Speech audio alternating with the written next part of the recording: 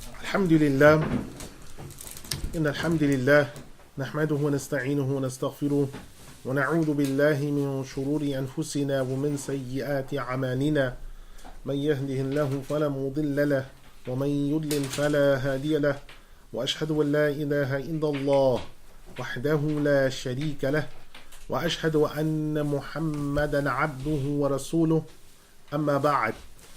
Alhamdulillah, we are in the 29th of Safar today, going into the month of Rabi'ul Awwal. Now, I did not see the moon today, and as far as I've been able to gather, neither have the people of the Maghrib. So it looks to be the case, unless there's an announcement, a breaking announcement that comes in, it looks to be the case that we're looking at 30 days of Safar, unless a breaking announcement comes in. So that would make Safar to be 30 days, right? After which the month of Rabi'ul Awwal would start, and we would be in the third month of this calendar. So today we're in the 29th, which we're going into either Rabi'ul Awwal or the 30th of Safar, right? This is our calendar. It's important. It's useful information. Now, when we last left off, we had completed Surah Yasin, the 36th Surah. So today, we're going to be penetrating into Surah As-Saafaat. It is possible that we might complete it. I'm not sure. But we're penetrating into Surah Al-Saafaat. So let us see what this holds for us. The Imam Rahimahullah ibn Al-Jawzi, he says in his text, ul-Masir Fi Ilm it-Tafsir, quote, Surah Al-Saafaat, this surah is a Meccan surah by consensus.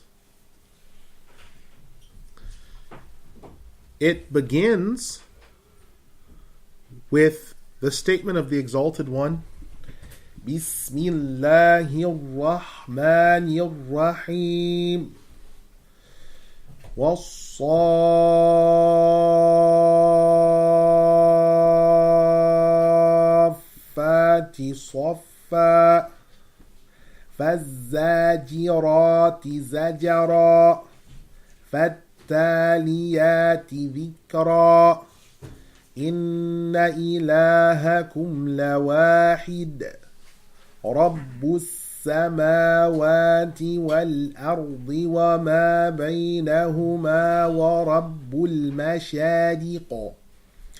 Inna zayyanna as-samaa ad-dunya bizinatin al-kawakib. وحفظا من كل شيطان مارد لا يسمعون إلى الملأ الأعلى ويقذفون من كل جانب دحورا ولهم عذاب واصب إلا من خطف الخطفة فأتبعه شهاب ثاقب فاستفتهم أهم أشد خلقا أم من خلقنا إنا خلقناهم من طين لازب بل عجبت ويسخرون وإذا ذكروا لا يذكرون وإذا رأوا آية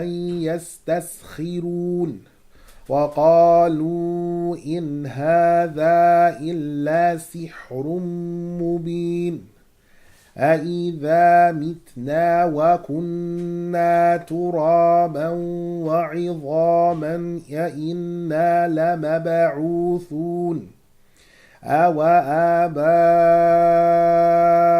آباؤنا الأولون قل نعم وأنتم داخرون فإنما هي زجرة واحدة فإذا هم ينظرون وقالوا يا ويلنا هذا يوم الدين هذا يوم الفصل الذي كنتم به تكذبون احشروا الذين ظلموا وأزواجهم وما كانوا يعبدون من دون الله فاهدوهم إلى صراط الجحيم وقفوهم إنهم مسؤولون. In the name of Allah, the most compassionate, the most merciful, the most compassionate. By the flying ones of ranks, those who push away with greatness, those who often remember of the remembrance. Indeed, your God is but one unique God, the Lord of the skies and the earth and what is between them, and the Lord of the easts. Indeed, we have beautified the lower sky with the ornamentation of planets and stars, as a preservation from every demon that is a madid. None of them seeks to go forward except to snatch something from the highest ones on high. And they're thrown away at every possible moment. And they are repelled. They have a punishment coming to them. No one of them seeks to even snatch a little bit of the news of what's in the sky, except that there follows them a flaming meteor. So ask them, is it they who are greater in creation, or the one who we created? Indeed, we created them from a clay. But you marvel while they mock. And when they are admonished to take heed, they do not remember. And whenever they see a sign, they jeer at it. And they say, this is only clear magic. Is it the case that when we are dust and bones, that we shall be resurrected after we die? Is it the case for the fathers of old? Say yes, and you shall come forward. It shall be one blast, one blowing into the horn, and they will be looking on. They will say, woe be to us, this is the day. This is the day of judgment. This is the day of sorting out, which you had denied before. Gather together those who have oppressed, and their spouses, and what they used to worship from besides Allah, and prepare their way towards the great fire. Set them down and bring them in front, for they are responsible for their actions. Surah As-Saafaat, the 37th Surah, ayat 1 to 24. When the Exalted One mentions the ranks, the flying ranks brought forward, this is firstly referring to the angels, as said by Ibn Mas'ud, Ibn Abbas, Sa'id ibn Jubair, Ikrimah, Mujahid, and Qatada, and this is the dominant position. Ibn Abbas radiallahu anhu has said, after mentioning this majority position, this is referring to the angels that are arranged in ranks in the sky. No one of them knows the other angel next to him.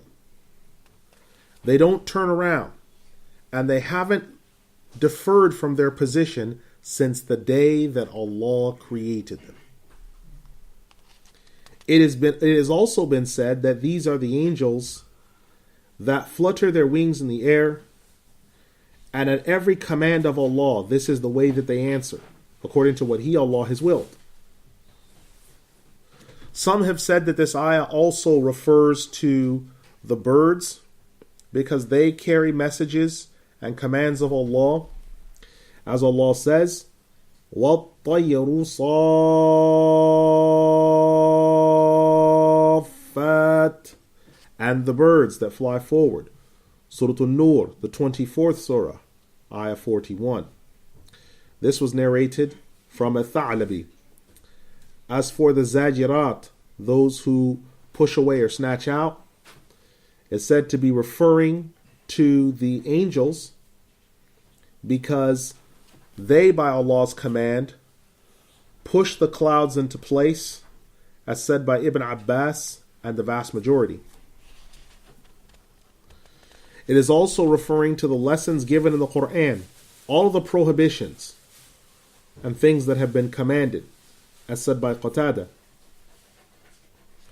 And those who take hold of remembrance, at-Taliyat and the Dhikra, are the angels that recite the books of Allah to their respective peoples and prophets so that they might declare them. This is the understanding of Ibn Mas'ud, Al-Hasan al-Basri, and the vast majority. Those who rehearse the signs of dhikr are also the messengers, as mentioned by Ibn Abbas and Ad-Dahhak, and what has been mentioned in the Qur'an of the news of previous nations, as said by Qatada. Now you will notice that the way that this surah begins, Allah is swearing by all of these things. Why? Because He, Allah, is showing that it must be the case that the one that is saying these things is the Lord of all creation, because He is the only one that can swear by the grand things. And He says, Inna ilahakum lawahid. Indeed, your Lord is one unique. So the Lord of all these things is one and unique, and He has the most right to swear by these things. And the Lord of the Easts, or the places in the East, As-Sudai has said, the places in the East refer to 360 portions in the East, according to the solar stream, and the Wests have 360 places in the solar West, according to the number of days in the solar year. Now, if it's said, why is it that Allah has mentioned the pathways of the East, but not the West? The answer is that the East indicates the West, because the East comes before the West. So this is the reason why.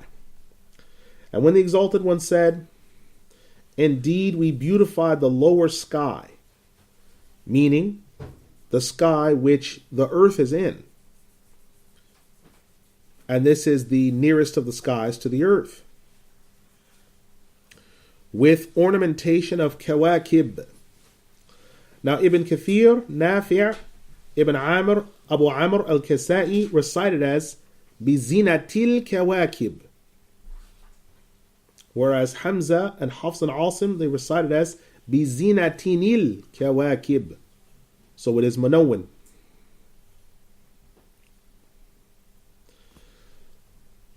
Now this has been recited by Ubay, Abu Abdullah Zayd, and others.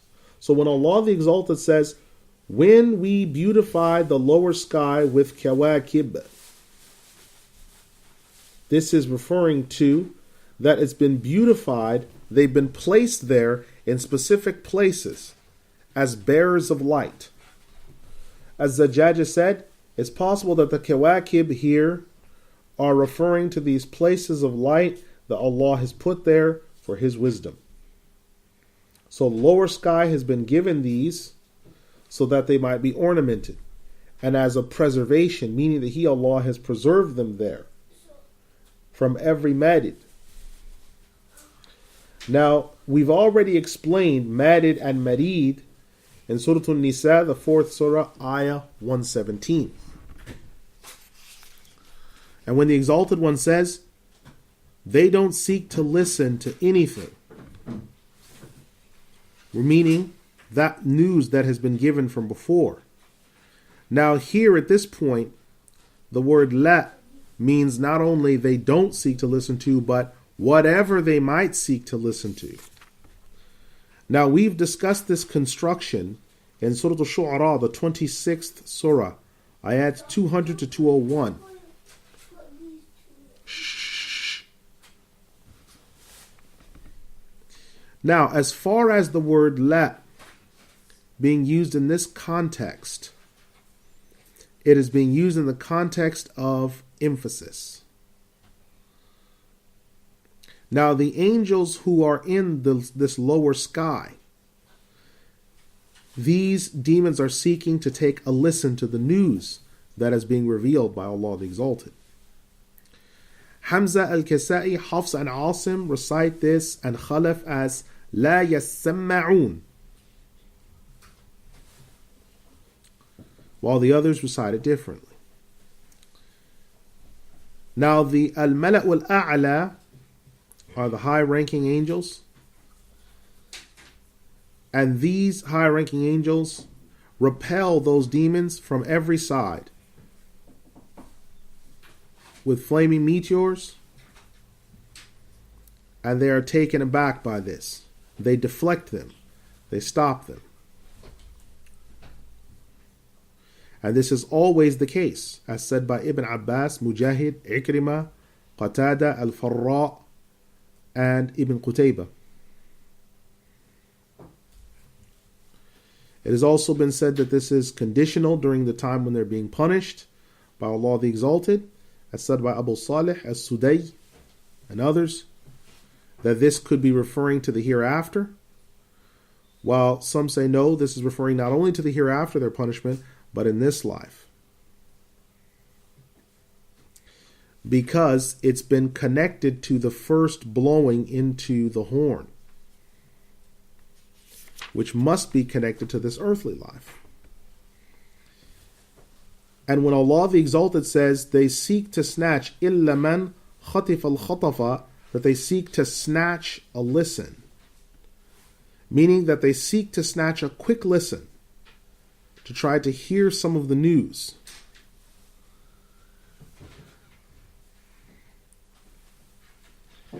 But whenever they do so, to try to snatch a quick word from the word of the angels, there follows them a flaming meteor, as said by Ibn Qutaybah. Now then the Exalted One says, so ask them for a clear answer. Is it they are greater in creation, meaning wiser, more noble, or who we've created, meaning is it whoever we have given of creation, what we've created of the angels, the demons, the skies, and the earth, is this greater, or what we have created of the nations of the past, which is greater? Meaning that the nations that are here on earth and the peoples that are here on earth are not greater than the overall creation that Allah has made. And that He, Allah, has destroyed wicked nations in the past. So what would stop such people from believing? Then He, Allah, mentions the creation of humanity when He says, we created them from a clay, a lowly clay. Ibn Abbas radiallahu anhu said, the expression lazib in the ayah means that it is hot clay, and that it is laziq, it's capable of being shaped. So this is a clay that when it is hot can be shaped, and when it dries or when water is added, it remains in its original form and it becomes something. And this is the state of the beginning of the human race from the time of Nabiyyuna Adam alayhi salam, of the clay being formed. He, the Exalted One, then says, but you marvel, meaning you marvel, O Muhammad sallallahu alaihi wasallam, at what has passed. Bal ajibata. Ibn Kathir, Nafi', Asim, Abu Amr, Ibn Amr say bal ajibata. Whereas Ali ibn Abi Talib, Ibn Mas'ud, Ibn Abbas, Abu Abdur-Rahman al-Sulami, Ikrimah, Qatada, and Abu Majlis, and al-Nakha'i, and Talha ibn Musarraf, Al-A'mash, Ibn Abi Layla, Hamza al-Kasai, and others say, Bal ajibatu. Now, whoever said Bala Ajibata, Rasal is Bala Ajibata, means that you, O Muhammad sallallahu alaihi wasallam, are surprised by what has passed. وَيَسْخَرُونَ, and they mock at the news of the past nations. So the unbelievers, when they don't believe in this Qur'an, they mock. They reject the resurrection day that is to come and the news that has been given.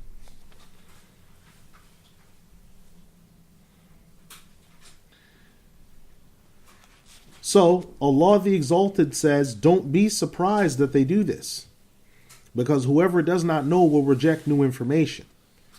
As Zajjaj has said, the refutation of this particular ayah is strong, because the warning here is the opposite, being given by Allah, where He is saying, don't be surprised by the fact that people deny revelation, especially when they refuse it because the truth is in front of them. If they will deny that, they will deny everything else. Just like when Allah says, وَيَمْكُرُونَ وَيَمْكُرُ اللَّهُ, they plan and Allah plans. Surah Al-Anfal, the 8th surah, ayah 30. Or when Allah says, سَخِرَ اللَّهُ مِنْهُمْ, but they mock, but He, Allah, He has disparaged and mocked them. Surah At-Tawbah, the 9th surah, ayah 79. So the human being, when he sees what he does not like or denies, he considers it as small and rejects it. Likewise, you'll find when human beings deny Allah, it's possible for them to deny anything else. Are you surprised that He, Allah, knows the thing before it's even come into being? That should be no surprise at all, because He, Allah, is in charge of and behind all things.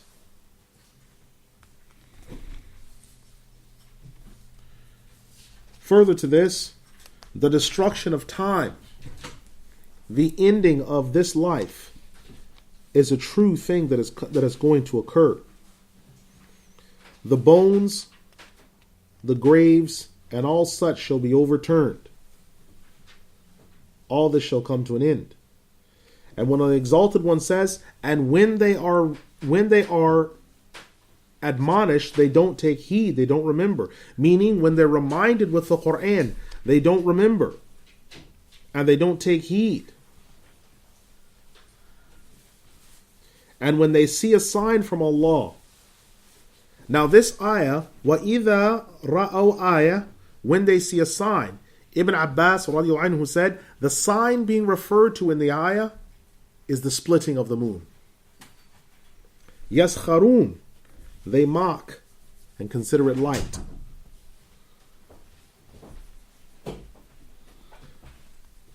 So it's possible that when you look at these signs, mentioning the idol worshippers, that they mock the Messenger of Allah sallallahu alaihi wasallam and that which he has come with, and they say this splitting of the moon is وَقَالُوا إِنْ هَذَا إِلَّا سِحْرٌ مُبِينٌ, this is only clear magic. And then after that they say, when we die and we are turned to dust and bones. Now we've discussed part of this ayah in Surah Maryam, the 19th surah, 66, as well as their expression أَوَ آبَاؤُنَا, and is the same thing going to happen to our fathers? Meaning, will our fathers be resurrected along with us as well? And this type of wording has already been given in Surah Al-Araf, the 7th surah, 98. And then the answer given, قَالُوا نَعَمْ, yes, you will certainly be resurrected. وَأَنْتُمْ دَاخِرُونَ, meaning, and you'll be humiliated, you'll be brought forward, and those before you. And it will be, فَإِنَّمَا هِيَ زَجَرَةٌ وَاحِدَةٌ, it will only be one blast into the horn that shall bring you forward. Meaning, the coming of the resurrection shall only be after the blowing of the horn of the angel Israfil. And this particular blowing of the horn shall bring about the resurrection. And the second blowing of the horn is called the Zajara, because its intent is to bring people forward and to jar them. فَإِذَا هُمْ يَنْظُرُونَ, when they will be staring straight forward, because they will be resurrected. They will be alive and brought forward. They'll be seeing clearly. They will know that their resurrection is nigh. They will remember what the prophets brought to them from the resurrection. وَقَالُوا يَا وَيْلَنَا, and they'll say, woe be to us, this is the day of resurrection, meaning the day of reckoning, of recompense. Now the angels in reply say, هَا يَوْمُ الْفَصْلِ, this is the day of sorting out, the day in which the judgment will be given between the righteous and the unrighteous.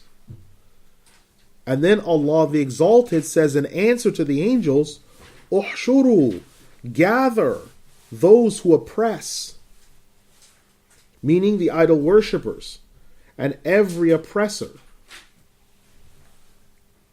Bring forward all of their likes, those who resemble them.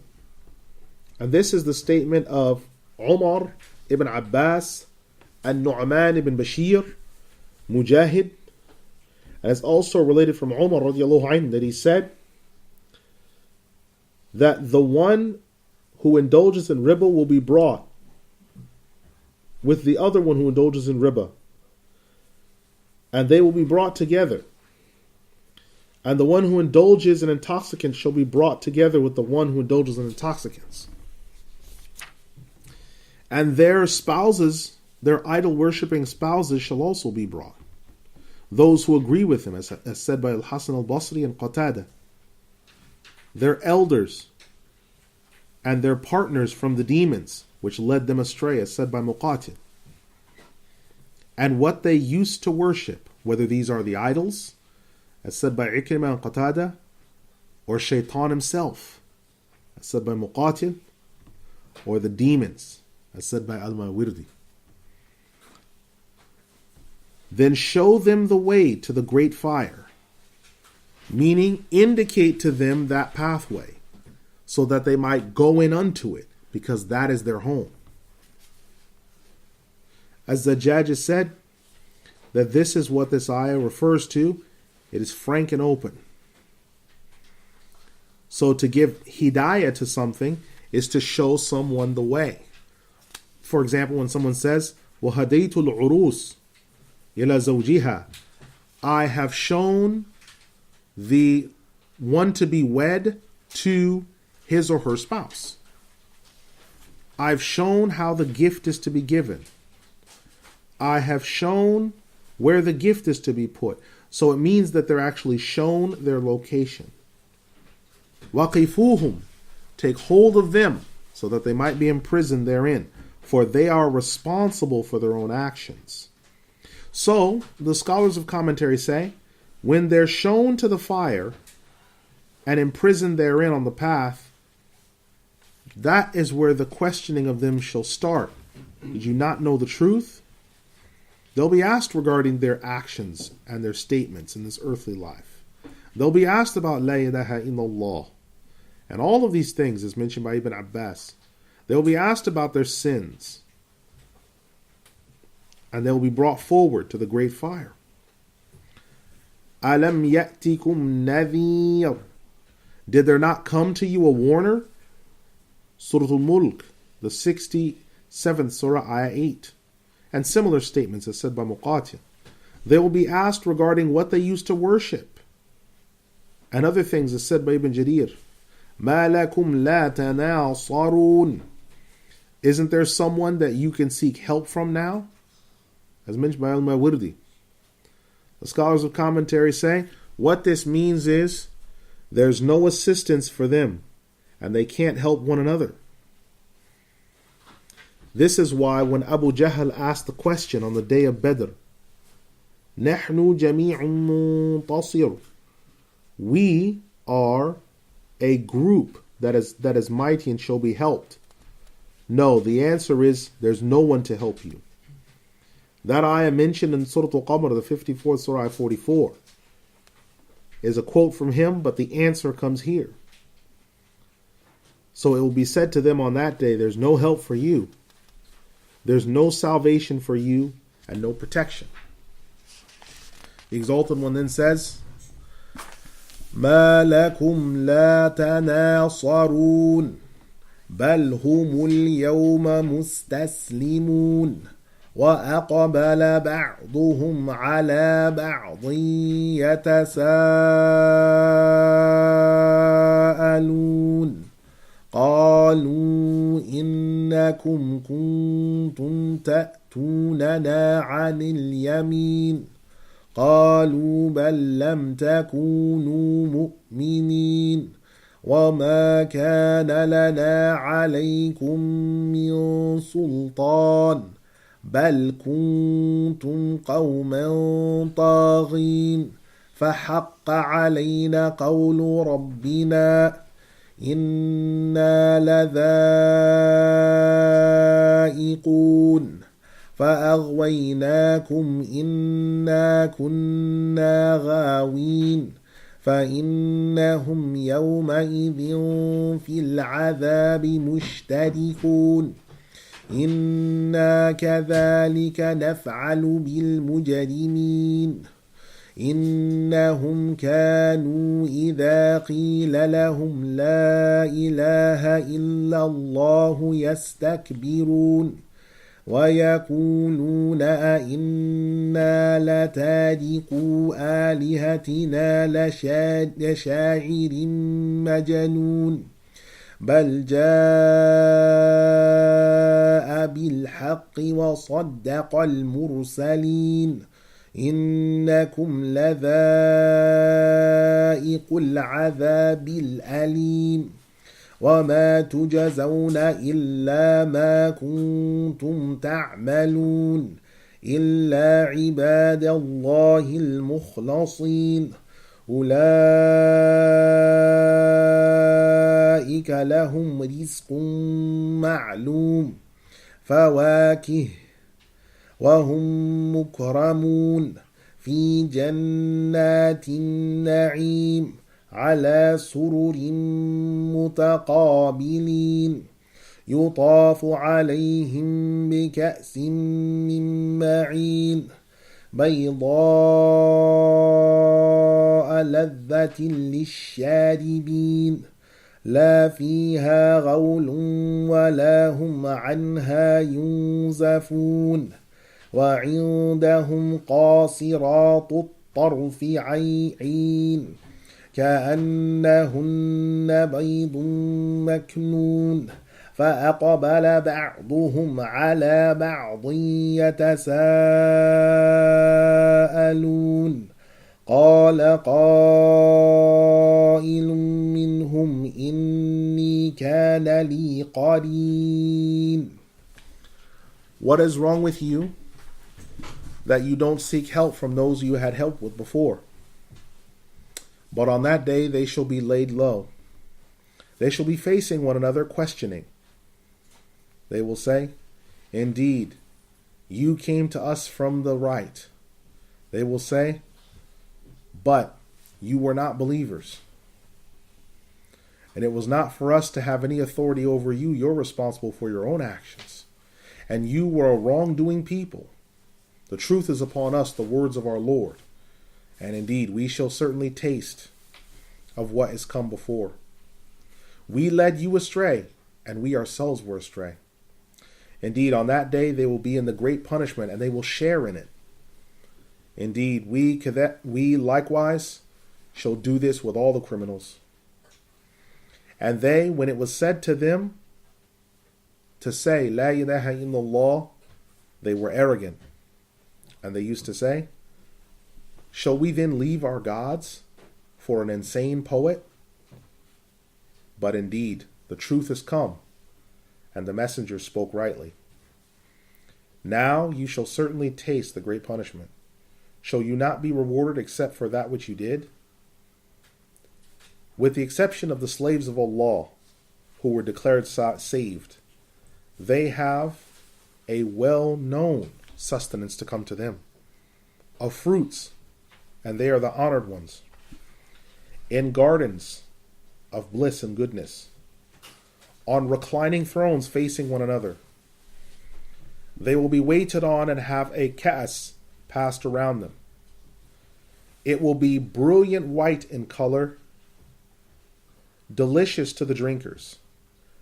There shall be no intoxication in it, nor will those who drink from it stumble. These same believers shall have chaste maidens and spouses. It shall be as if they are fine pearls. They shall be facing one another, asking questions. One of them will say, there used to be someone that I had as a friend to me. Surah As-Saafaat, the 37th surah, ayat 25 to 51. When the Exalted One says, they shall face one another asking,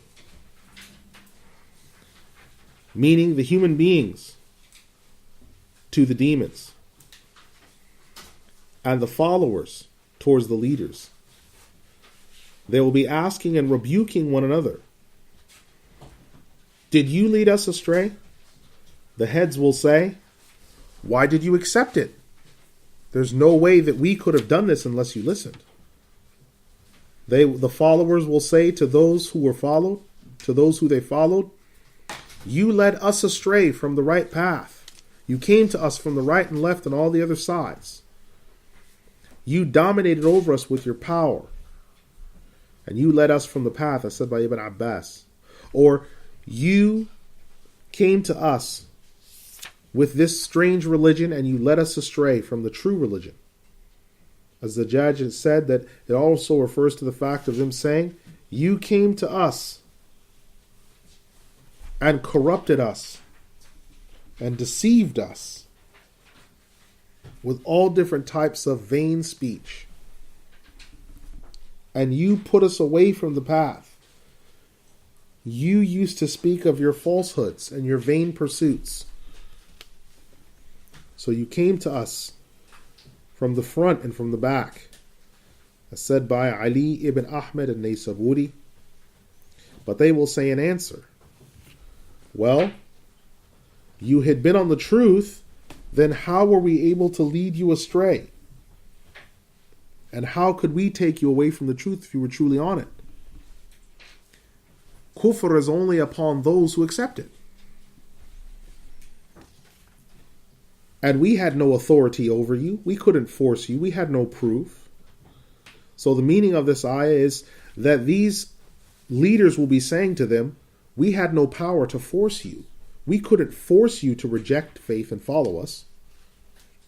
We had no proof to call you to go against the messengers. You did this of your own pursuit. The truth is against us. The word of our Lord is true, meaning the punishment is upon us. Just as the Exalted One has said, لَأَمْلَأَنَّ جَهَنَّمْ, the great fire will be filled with min and jinn. Surah Al-Araf, the 7th Surah, 18. And indeed, we shall taste the punishment, we and you. We led you astray from the path, from the guidance, and called you to what we were upon. And we were already astray. And then Allah the Exalted says of all this, then, in Ayah 33, then they shall all share in the punishment in the fire, because they're all criminals, they're all idol worshippers. And they in this earthly life, when it was said to them to say, La ilaha illallah, say this word, they were arrogant and exalted themselves from saying it. And they said, shall we leave our gods and what our fathers worshipped for a mad poet? They're referring to the Messenger of Allah sallallahu alaihi wasallam, but Allah refuted them by saying, on the contrary, the truth has come, this truth being Tawheed in the Qur'an, and the messengers have spoken the truth, those messengers that came before. So what he came with is the same thing the messengers before came with. And he's speaking to the idol worshippers after this, because he said, and remember our slaves that have been declared as saved, meaning those that believe that Allah is one and unique. So this refers to the reward when their deeds are considered acceptable. And He, Allah, shall not take them to task for the evil deeds that they did, but He will forgive them because of the salvation. This was said by Ibn Zayd. So they shall not be punished eternally. They will not taste it, as said by Muqatil. And they shall have rizqum ma'loom, a well-known sustenance. The sustenance being referred to here is the paradise, as said by Qatada, and the paradise has its own sustenance, as said by As-Sudai. Well-known, meaning for all eternity. Because when they take hold of the goodness of the paradise, they will remember that it was the good sustenance. وَفَوَاكِهِ, which is the plural of fakiha, which is fruits, all types of fruits, both soft and dry. And He, Allah, shall give them the ennoblement and the goodness. Now whatever's mentioned after that ayah, وَهُمْ مُكْرَمُونَ, whatever's mentioned after that, we've already given commentary on Surah Al-Hijr, the 15th Surah 47. But when we come to the statement, يُطَافُ عَلَيْهِمْ, there shall be passed around them a ka's of goodness. Al-Dhahak says something important. Keep this in mind. Every time the word ka's is mentioned in the Qur'an, it is referring to a drink that normally in this life we would see as an intoxicant. But the ka's is a utensil that has in it pure flowing water. And a ka's is any container that has this in it. If a container is empty, it cannot be called a ka's.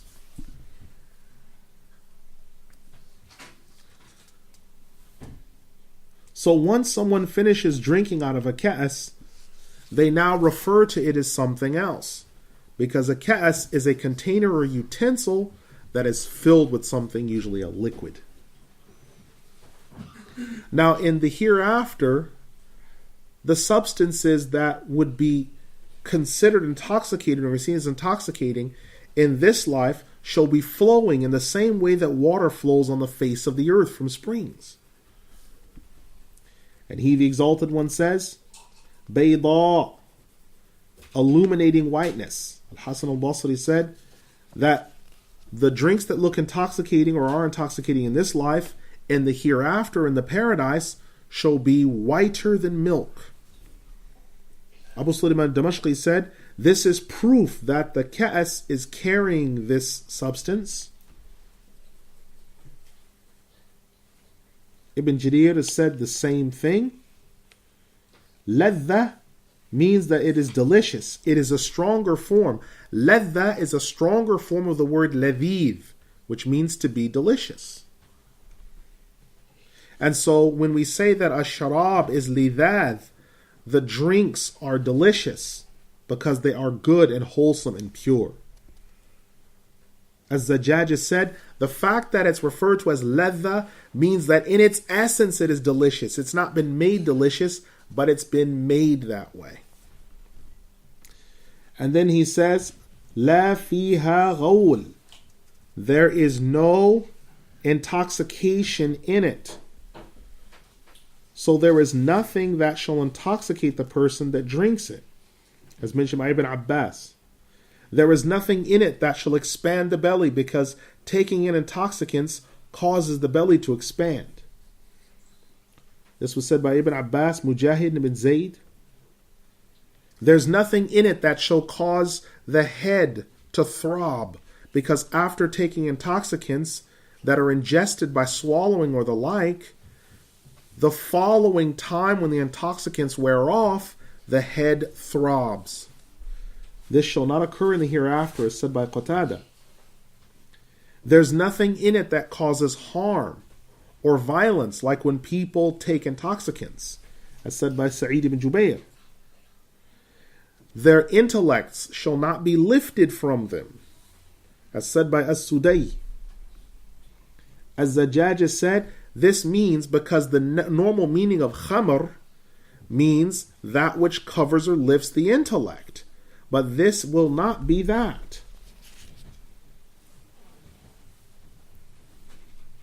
There is no sin in taking this, as said by Ibn Jarir. There are no harmful side effects.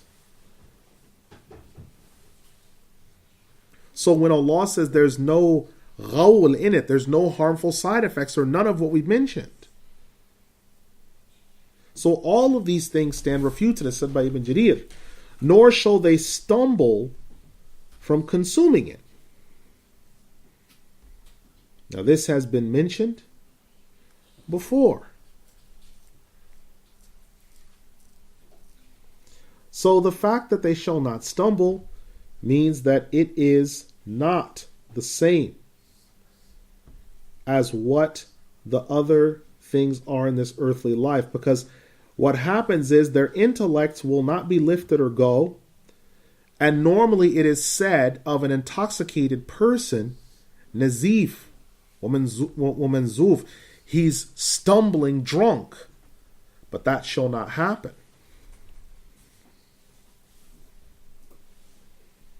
And that will always be the case. They will not be intoxicated by this. Close quote. Now this is an important point then. Again, we're looking at things in the hereafter.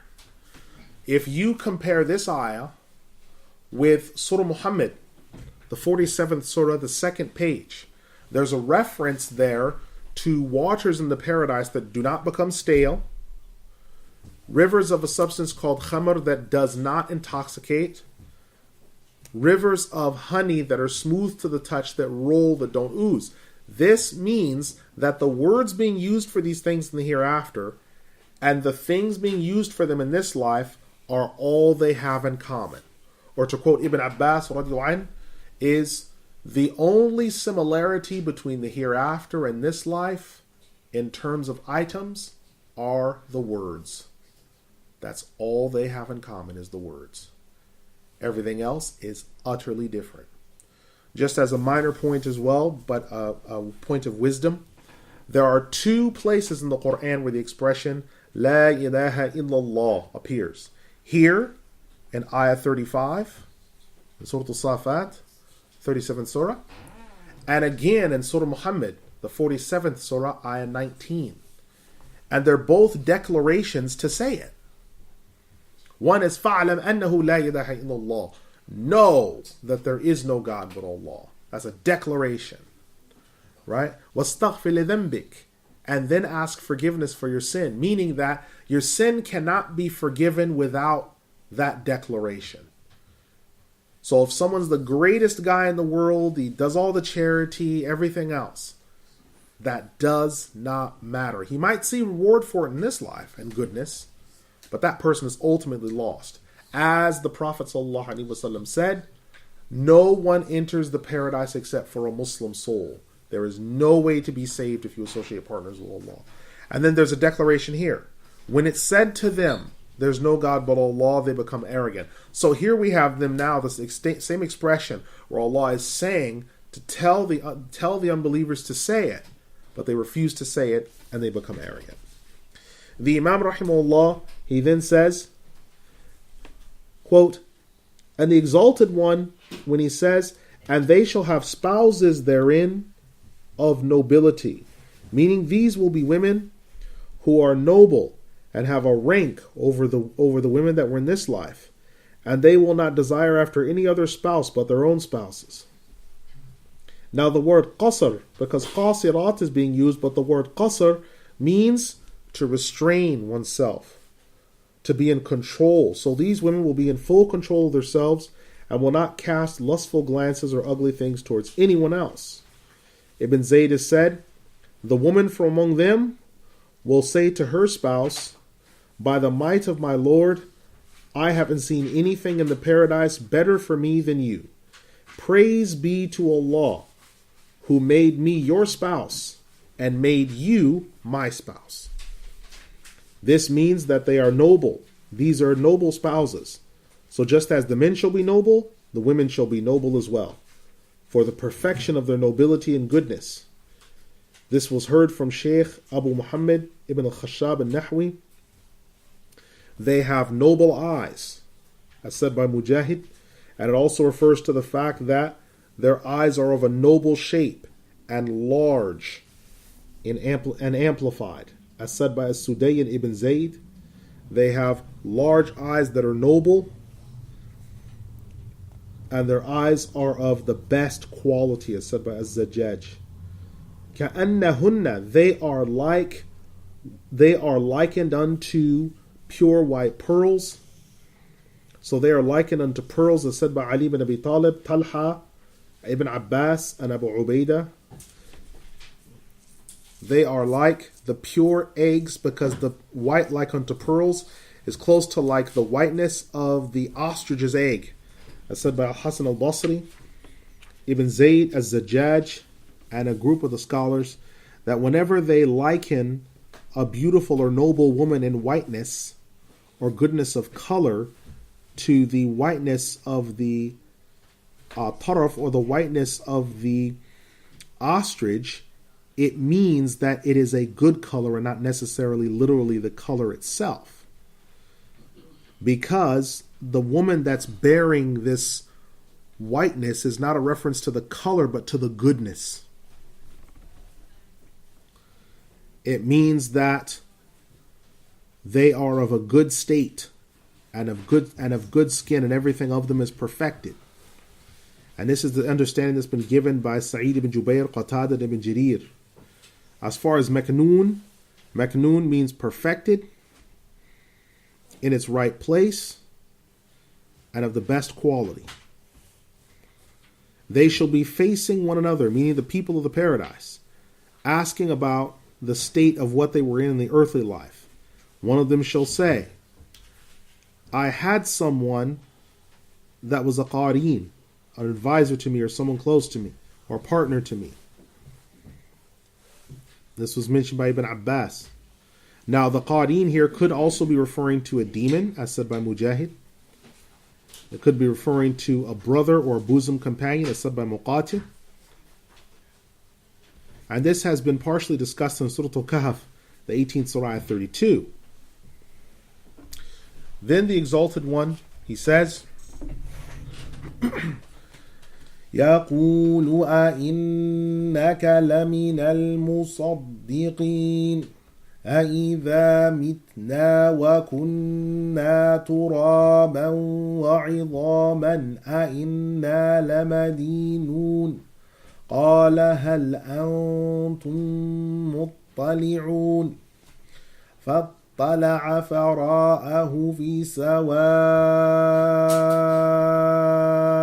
الجحيم قال تالله إن كدت لتردين فلولا نعمة ربي لكنت من المحضرين أفما نحن بميتين إلا موتنا الأولى وما نحن بمعذبين إن هذا لهو الفوز العظيم لمثل هذا فليعمل العاملون أذلك خير نزلا أم شجرة الزقوم إنا جعلناها فتنة للظالمين إنها شجرة تخرج في أصل الجحيم طلعها كأنه رؤوس الشياطين فإنهم لآكلون منها فمالئون منها البطون ثم إن لهم عليها لشوبا من حميم ثم إن مرجعهم لإلى الجحيم إنهم ألفوا آباءهم ضالين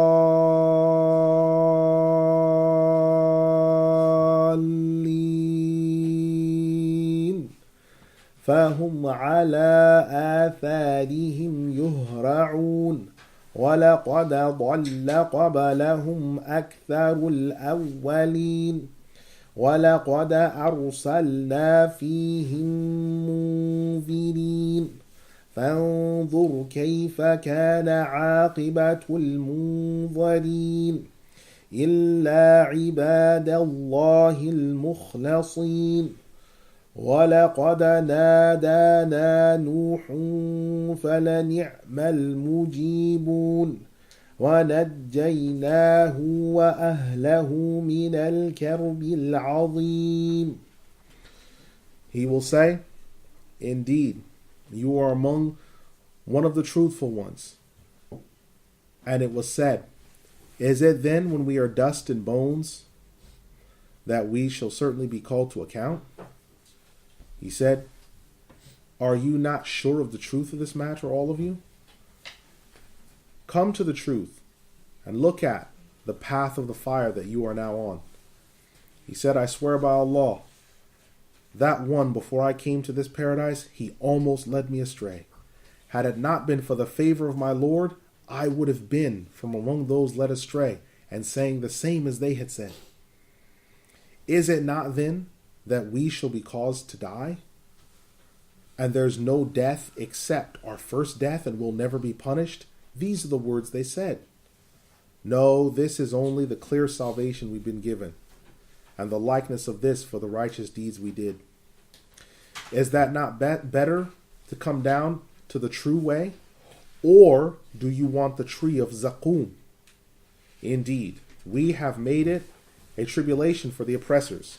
It is a tree that issues out from the base of the great fire. Its branches resemble the heads of shayateen, and they shall eat from it, and it shall tear into the innards of their stomach and tear it apart. And they shall have scalding water to take from as a refuge, and that is their return, the return to the great fire. And their fathers of old shall get the same thing, for they were led astray. They are hot on their heels following along. Already, most of those who came before were led astray in the same way. We sent among them warners. Look how was the end of those who received the warners and denied them. With the exception of those who were given salvation of the slaves of Allah, we did call Nuh, and how good was Nuh and those who answered the call. We saved him and his family from the grand catastrophe. Surah Al-Saafaat, the 37th Surah, ayat 52 to 76. And when the Exalted One said that you certainly shall come to know and give an example, look at the example that Allah gives. That they are speaking about themselves in the paradise, telling their friends in the earthly life, remembering and reminiscing back, do you not affirm the resurrection? And that you shall be judged, and that we shall be brought to pass by our deeds. And they reject. And so this shows that his bosom companion or friend is an unbeliever. And he said to the people of paradise, don't you know the truth? That there is no truth in this matter? And then he replies, Hal antum muttali'un, meaning, do you want to go in unto the fire? Don't you know your place and what shall happen, that you will lose the paradise? And then the truth of the matter is revealed. So that is because in the paradise they will be able to see the ultimate end of those in the fire. Ah, yes, he shall see him, meaning his unbelieving companion, in the very waves of the great fire, in the middle of it. As if to say, as said by Khulayd al-Asri, by Allah, if it was not that Allah showed this truth and made us to know him, no one of us could know him. No one of us could have reached the path. And then the believer in the paradise says, I swear by Allah, he almost led me astray. Meaning by Allah, he almost got me to where I was destroyed. Had it not been for the favor of Allah, meaning the favor of Islam, I would have been with him, meaning with you, in the fire, the one who's lost. So, is it not the case that death shall be brought to the end, and you shall be brought again out? Meaning that when the death is slaughtered, the people of the paradise shall say the same thing. There is no death except our first death, which was in the earthly life. Now will we be punished, or we shall not be punished?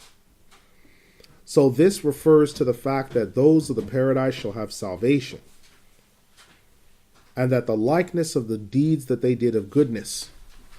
The angels will say these words, and they shall say these words. This is what the believer shall say to his companions. You shall not die again. This is the great salvation, as said by Muqatil. So the believer is being spoken to of the people of paradise, and he is happy to be in felicity for all eternity. And the believer says to his unbelieving companion and rebuke, this is the clear salvation, to refute what he was saying before. لِمِثْلِ هَذَا, of the benefits that were had before. This is the clear. أُولَٰئِكَ لَهُمْ رِزْقٌ مَعْلُومٌ. These have for them the clear and well-known sustenance. This is ayah 41 from before. So then let him do the deeds. Meaning, this is not only talking about the people in the paradise, فَلْيَعْمَلِ الْعَامِلُونَ.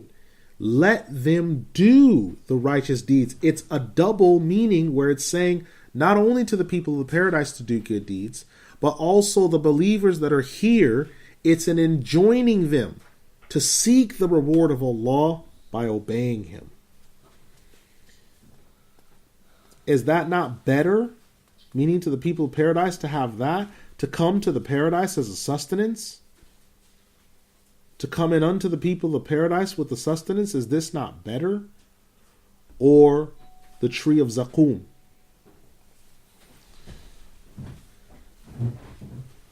So is it not better to have the sustenance of the paradise, or would you rather go into the tree of Zaqum? Now the scholars differ. Is the tree of Zaqum also present in this life where it can be seen? Qitrab has said it is a tree that is very bitter, that is in the land of Tihama. It is one of the filthiest trees in that land, and it is known as Zaqum. And the tree that comes from it has a vile stench and is a bitter taste. So this is the only tree that we know of in the earthly life referred to as Zaqum. And Allah uses this metaphor for the hereafters, portents for the unbeliever. They shall be in the fire, and the people of the fire will not want it, but this will be all that they have. We have made it a tribulation for the oppressors, meaning the unbelievers. A tribulation because they will remember in the fire how they were tested and how they denied the truth. They will remember in the fire all of this. Now, someone might say, as they said, how can there be a tree in the fire? And the fire burns trees and wood. So this ayah was sent down to show that these are hereafter things, which are different to this earthly life, as said by Qatada. As-Sudai has said, it is a tribulation for Abu Jahl and his companions, and the tribulation means the punishment, as said by Ibn Qutaybah. And the tribulation also refers to the news of the judgment that is coming. And this judgment that is coming is permanent. And those who deny the truth shall certainly be punished for what they denied. And this is the matter that is established. And that the Zaqum tree grows out from the base of the great fire, meaning from the lowest portion of it, as said by Hassan al-Basri. It comes from there and it rises up in its branches. Its branches, whatever fruit, whatever filthy fruit it might give, resemble the heads of shayateen. Now, the question that could be asked is, how is it that it could have a likeness to something that hasn't been seen, meaning the tree hasn't seen the shayateen. It's been in that great fire for all that time.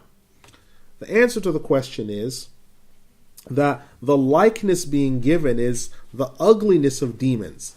Even if they haven't been seen by the tree, it means that the fruit resembles that wickedness, that horrificness, that filth. So it doesn't necessarily mean that it's literally the heads of shayateen, which is why the ayah says كَأَنَّهُ, as if, because everyone knows the ugliness and wickedness of demons. Just the same thing as even if the fact that a ghost or a ghoul or a demon hasn't been seen, people use it as a likeness of ugliness to convey bad news or something. Also, between Mecca and Yemen, there used to be a type of tree called Ru'us al-Shayateen, the head of the Shayateen. And so people would call it that because to them it resembled the demons. So the Shayateen can sometimes, as well, Ru'us al-Shayateen can also be used as a reference to snakes and their tails. So this reference might be to snakes, because sometimes a snake can be called, and the head of a snake can be called, or a Ru'us al-Shayateen sometimes refers to snakes. And they shall eat from its fruit, and it shall tear the insides of their bellies. Because of what they consume, they will not be satiated. And the drink that they have therein will be blazing and scalding hot, that they will take from. As said by Abu Ubaidah. The scholars of commentary say, when they eat of the zaqum, then they drink on it, then they will be torn apart by that which they eat and that which they drink. This is the return to the great fire that they shall have. That is the judgment. And it is an eternal judgment. And they shall come to know the truth of the matter. Then the Exalted One, just as he says, يَطُوفُونَ بَيْنَهَا وَبَيْنَ حَمِيمٍ آنٍ, and they shall go around it, and there shall be that drink, that terrible drink. Surah Al-Rahman, the 55th Surah, Ayah 44. And they shall find that which has been put forward, nothing more. Surah Hud, the 11th Surah, Ayah 78. So they shall be following their fathers quickly going into the fire, who went astray before them, just like most of the nations that passed before, except the slaves who had salvation, meaning those who declared that Allah is one and unique, for they will be saved from eternal judgment, as said by Ibn Jarir. So look how He, Allah, has destroyed those who were warned before, except the slaves of Allah. Then the Exalted One says, already we called Nuh, meaning he called on us, and we gave him help from his people, and we saved him from the drowning. And how good was it, those who answered the call, meaning him and his family. And they were saved from Al-Karb Al-Azim, the great catastrophe. This was the flood, but also the trial of his people. Then the Exalted One, he says, وَجَعَلْنَا ذُرِّيَّتَهُ هُمُ الْبَاقِينَ وَتَرَكْنَا عَلَيْهِ فِي الْآخِرِينَ سلام على نوح في العالمين إنا كذلك نجزي المحسنين إنه من عبادنا المؤمنين ثم أغرقنا الآخرين وَإِنَّ مِنْ شِيعَتِهِ لَإِبْرَاهِيمَ إِذْ جَاءَ رَبَّهُ بِقَلْبٍ سَلِيمٍ إِذْ قَالَ لِأَبِيهِ وَقَوْمِهِ مَاذَا تَعْبُدُونَ أئفكا آلهة دون الله تريدون فما ظنكم برب العالمين فنظر نظرة في النجوم فقال إني سقيم فتولوا عنه مدبرين فراغ إلى آلهتهم فقال ألا تأكلون ما لكم لا تنطقون فراغ عليهم ضربا باليمين فأقبلوا إليه يزفون قال أتعبدون ما تنحتون والله خلقكم وما تعملون قالوا بنوا له بنيانا فألقوه في الجحيم فأرادوا به كيدا فجعلناهم الأسفلين وقال إني ذاهب إلى ربي سيهدين ربي هب لي من الصالحين فبشرناه بغلام حليم فلما بلغ معه السعي قال يا بني إني أرى في المنام أني أذبحك فانظر ماذا ترى قال يا أبت افعل ما تؤمر ستجدني إن شاء الله من الصابرين.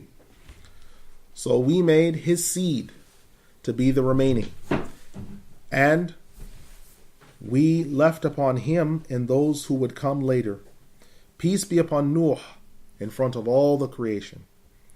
And likewise we shall reward those who are excellent. He was from our believing slaves, but we drowned all the rest besides him.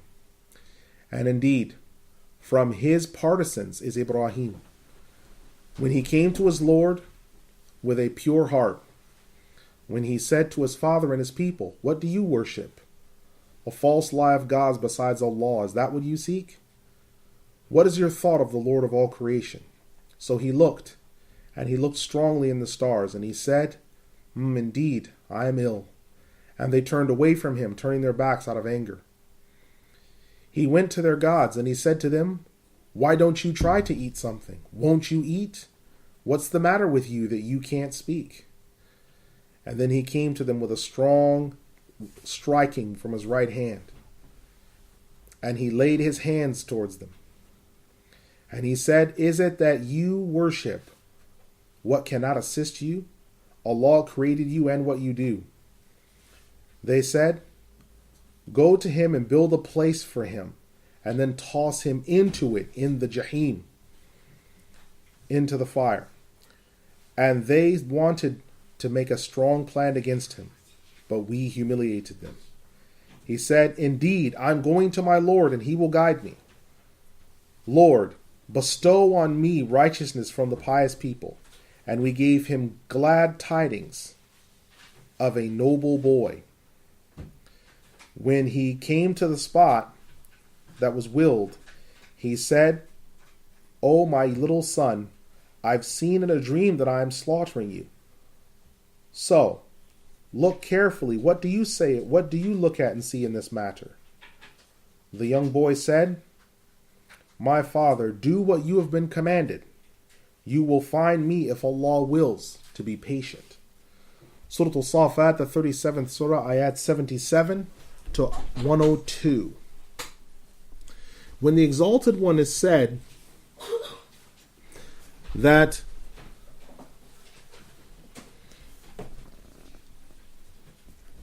he was called in unto his people, and that his seed was saved, meaning the people that were in the ark with Noah, They are the only ones who had their seed saved, and all of them were his sons, Ham, Sam, and Yafith.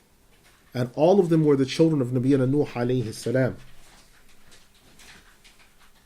And we left with him a great remembrance, meaning those who came after him until the day of resurrection. وَتَرَكْنَا عَلَيْهِ فِي الْآخِرِينَ. And we left remembrance of him in those who would come after, meaning those that would come after him until the day of resurrection. And that is a noble remembrance. Peace be upon Nuh in all the creation. They are those who would come after him. It means that there was a sign and peace and blessings that will be sent upon him up until the day of resurrection. And likewise we reward the good ones, meaning Allah rewards those who do excellence and shows goodness to them in all the creation. Close quote. Just something very important here. No matter what culture you go to, it doesn't matter what culture you go to, every culture has a flood narrative. And every flood narrative is global. Now, there are a number of things that Allah has put in the creation that are permanent signs and markers. And one of them is a global flood. The story always starts the same way. It always involves the same amount of people. And it always involves the same thing. Because the ayah ending just before on the previous page, ayah 76, we saved him and his people min al-karb al-azim. Al-karb, the karb means a catastrophe. Al-karb al-azim, the great, al-azim is like the huge or the enormous catastrophe. And the flood was an enormous catastrophe. So when Allah says that we left him as a sign for the others, peace be upon Nuh and all the creation.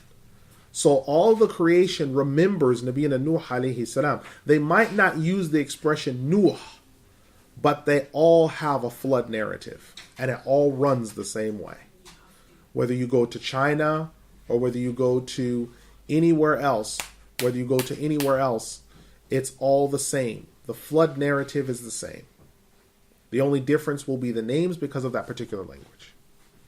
So we're seeing a bit of history here because Nabiyyina Nuh alayhi salam, when Allah says, وَجَعَلْنَا ذُرِّيَّتَهُ هُمُ الْبَاقِينَ, that we made his seed. Whose seed?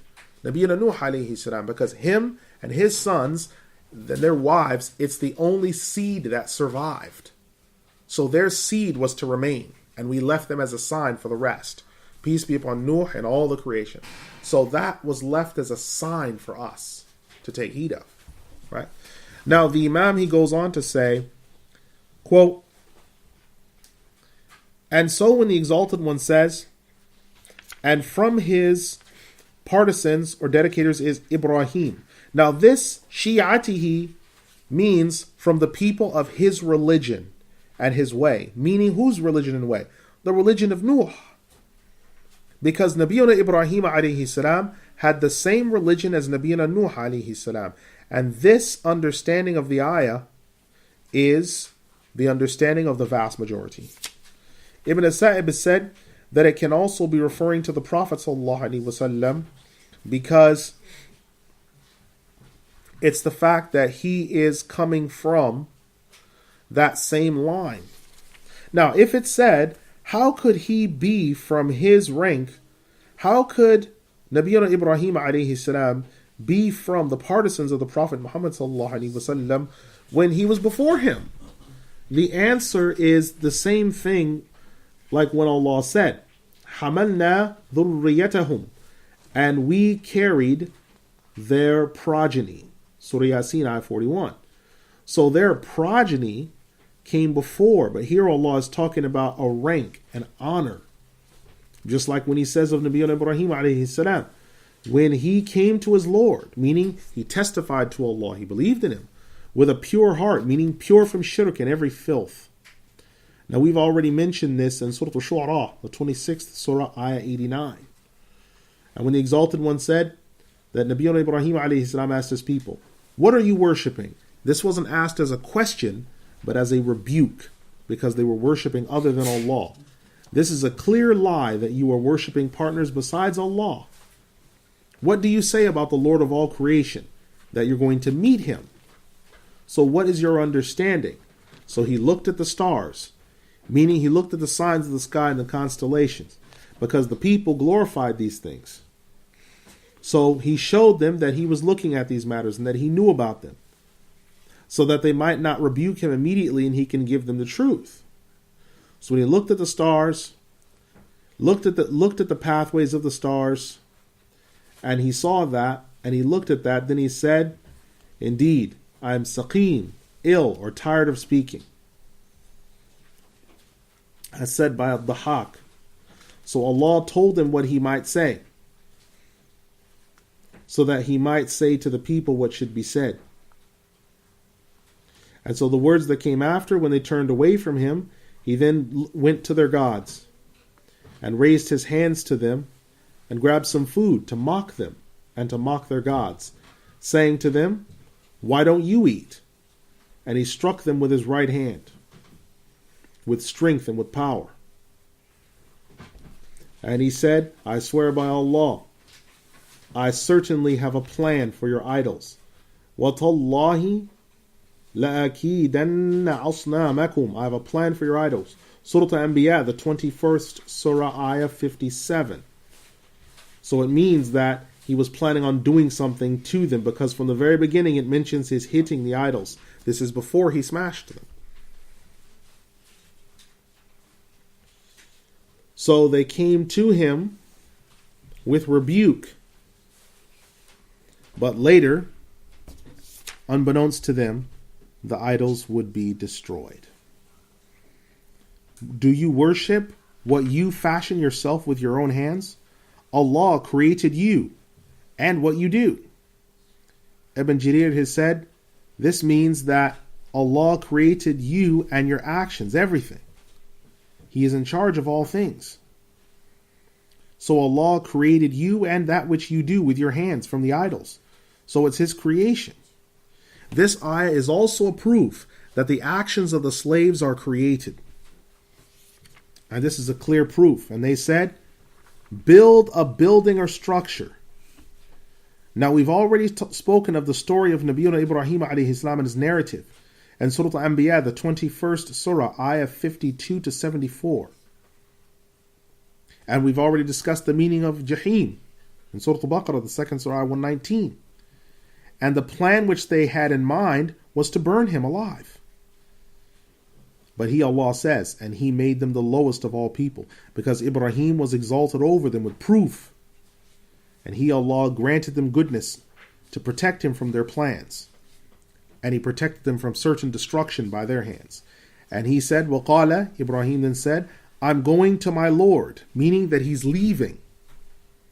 Leaving where? Well, an exact leaving, he would leave after being saved from the fire, and he made hijrah from his people. And his Lord, he made hijrah to where his Lord commanded him to make hijrah to, which we know is Sham, as said by the vast majority. So when he was thrown into the fire, he already knew that he would be protected and saved, and that he would make hijrah. He also knew that he would go back to Allah in death, and he would be going to the paradise, and that he would be given protection from the fire. And he's going to his Lord with his heart and his actions and his intentions, as said by Qatada. And he was going to the Holy Land, so he asked his Lord for a son, because we see here, رَبِّ هَبْ لِي مِنَ الصَّالِحِينَ, give me an inheritance from the pious ones, meaning a pious son. وَكَذَلِكَ فِيهِ مِنَ الزَّاهِدِينَ, and they might have in it one of the noble ones who avoided the earthly life. Surah Yusuf, the 12th Surah, 20. Well, He, Allah, answered him in this when He said, فَبَشَّرْنَاهُ بِغُلَامٍ حَلِيمٍ, and we gave him the glad tidings of a noble and forbearing boy. Now, there are two statements on this matter. The noble and forbearing boy, some scholars say it refers to Nabiyyuna Ishaq alayhi salam.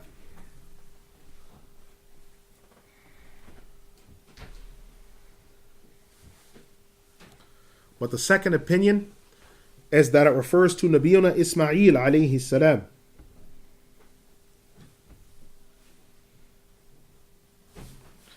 as Zajjaj said, this ayah is a clear proof that he was being given glad tidings of a child that would be a male. And that this child will be born in his old age. And he's being described with hilm, forbearance. That means after old age, this child would be born.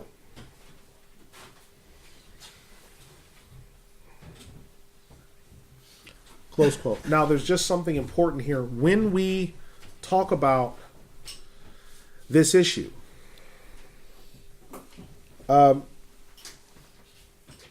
the position of Nabiyuna Ibrahim alayhi salam's two sons, Nabiyuna Ismail and Nabiyuna Ishaq alayhim salam. The position that it was Nabiyuna Ishaq alayhi salam was adopted by Taqiyuddin ibn Taymiyyah and a number of other scholars preceding him.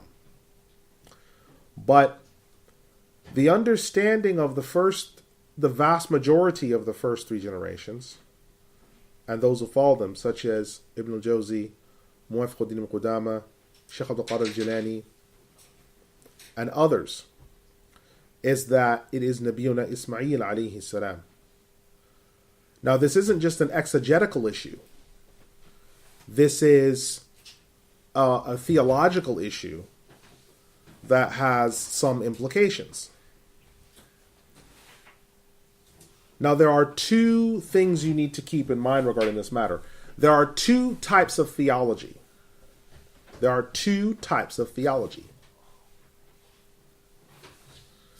what's called i'tiqad mujmal. I'tiqad mujmal is what's known i'tiqad mujmal is the general theology. So, believing in Allah, His books, His messengers, believing in Allah, His angels, His books, His messengers, the day of resurrection, what He wrote. We've already learned the six pillars of faith. There's i'tiqad mujmal. Then you have what's called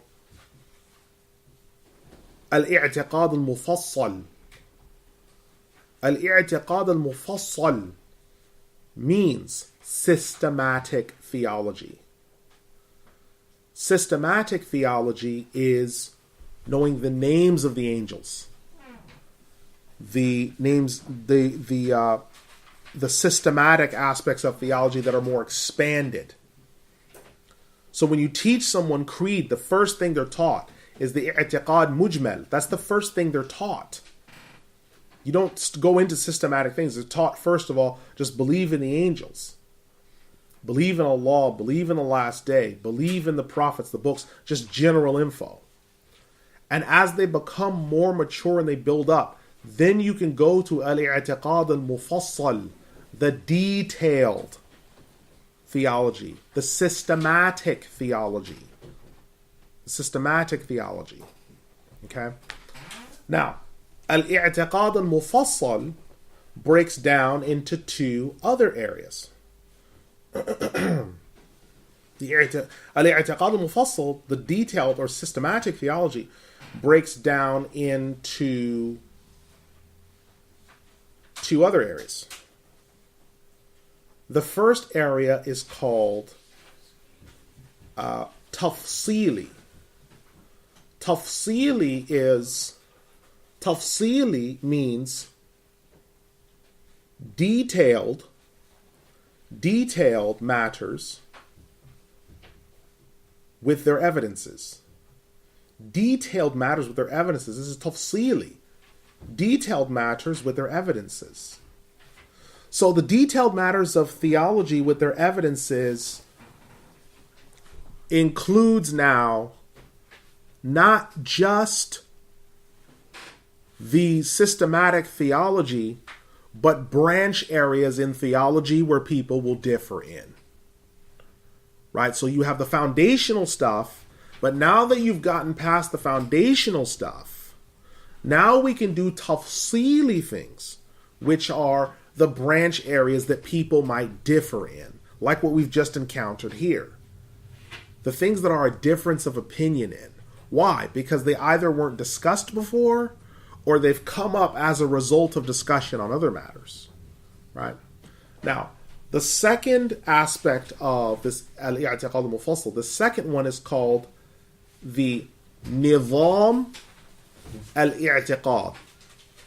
Or you can just sort of for short, you can call it nizami. Nizami means systems of thought. Nizami are systems of thought. They are schematics that have been put together, systems of thought. Now this, the only people that engage in the nizami form of discussion of creed are people who might do either ijtihad in theology or they use speculative theology, which is ilm al-kalam, which are Maturidis and Ash'aris. Imam Ahmed and his student, they never use this. Okay. Nizami type of theology is arguing possibilities or points that come up.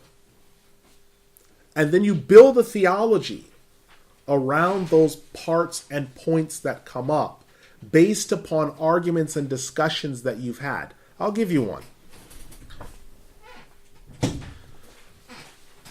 Originally, there was no issue whatsoever in tafsili theology between the Hanbalis, the Ash'aris, and Maturidis regarding the Prophet ﷺ being ummiyun, illiterate. Everyone knows in Arabic that ummiyun means someone who cannot read and write. But after debates with Christians and some other people, latter-day Maturidis and latter-day Ash'aris decided that ummiyun could not or should not be taken to mean that because it could be taken as lowering the rank of the Prophet ﷺ. So then they got into this nizami issue of saying it can't mean that. So they then began to change some of the understandings of the meaning of that word, even though in all the lexicographies, it's the same thing.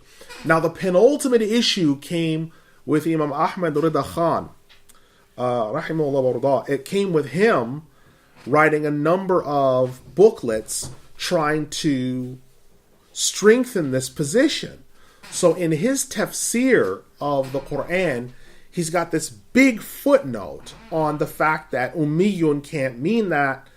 And they translated it into English, they translated it as unlettered, trying to get away from illiterate, not realizing that unlettered is an English word that when you translate it, trace it back, means illiterate. So they were right back at it, trying to avoid it, because they said, well, listen, whoever says the Prophet ﷺ is illiterate, the person is lowering his rank and his status, the person is a kafir, based upon what? Based upon a nizami way of seeing the theology, based upon an assumption that was taken. So they decided to come up with a system. Another example is, I'm not saying it's good or bad, it's not my job to do that. Another example is the issues surrounding and Imam Suyuti is the wellspring of this, is surrounding the Prophet ﷺ's family and his parents and his ancestors. Now, the Ash'aris and latter-day Maturidis said that every single person in his lineage had to be a Muslim and not an idol worshiper.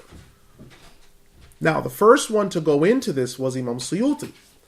Now, Imam Suyuti, what came about from this is Imam Suyuti started out by stating that the Messenger of Allah sallallahu alaihi wasallam, he couldn't have any unbelievers as, say, ancestors or parents or what have you, because that would lower his rank. But then that caused him to have to face another issue. Well, then what do we say about this matter? So we said, well, the parents and the uncle and the grandparents, they're excused. Why are they excused? And then he came up with the position, which was an ijtihad, called the fatra. The fatra means those people living between a gap between prophets. And because they're living between a gap between prophets, that those people are therefore saved. Because they're living between a gap between two prophets, those people are saved and they're not held to account. They can't be, because a prophet hasn't been sent. They can't be held. Now, he quoted an ayah in Surah Al-Ahzab, and he quoted another ayah in another place. Now, we know that this position later came into Ash'aris by Imam al-Suyuti, because that's the 800s Imam al-Suyuti. Now, go before that to Imam al-Nawawi. When he gets to the same ahadith that Imam al-Suyuti sees, he says, these ahadith show that in the absence of a prophet, the people are still upon the previous prophet's dispensation. That means he didn't know anything about the doctrine of fatra. He knew nothing about that. Imam Nawawi knew nothing about the doctrine of fatra. Why? Because it wasn't there. It wasn't there. Now, a discussion of systematic theology and then the breakdown of that, that's a totally different subject. But just know that it's there, and it will come up in discussions. The problem with when you discuss systematic theology is ignorance.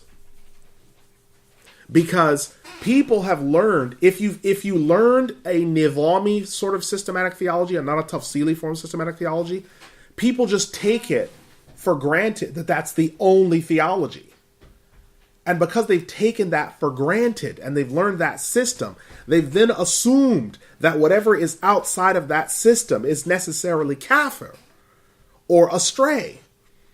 And because they've learned that, then when they meet other Muslims from different areas who have either learned a tafsili way, or they've comparatively studied, or they've learned a different system, then there's these necessary issues of takfir and fighting, because of the fact that they've either learned two different systems, or one person understands both systems and has made their own judgment because they've looked at the different evidences, because they're not duty bound to follow one particular type of thinking or style. So people have come to different conclusions, because the tafsili aspect of theology that's tafsili or nizami, someone can hold whatever position they want to based upon what proofs they're convinced by. Or if they prefer to follow, okay, these are the scholars that we follow, that's what I'm going with, right? So one of the main issues that happens when you have tafsir or nizami discussions, if there's ignorance, is people fight. Because they don't have knowledge of the topic, of what's at hand, rather than acknowledging that there is a dispute on this matter.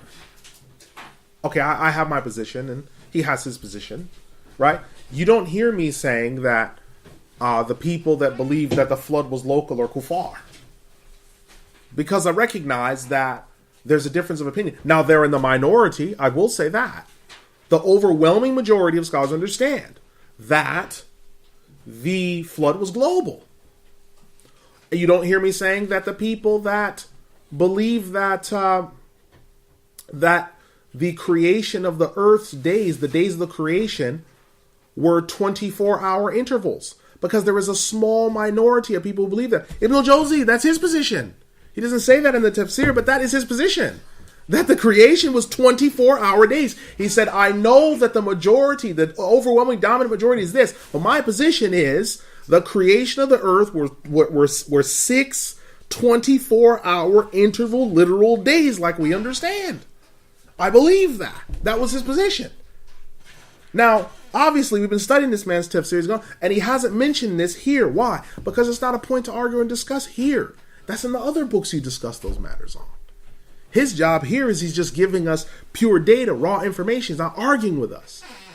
Now, when you want to study a more systematic theology, and you want to go into sort of these pithy, wide-ranging, deeper discussions, which can render some benefit or what have you, then you have to follow a framework. One is the tafsili framework, which means that you're looking at the evidences and the proofs and everything else and what they've understood.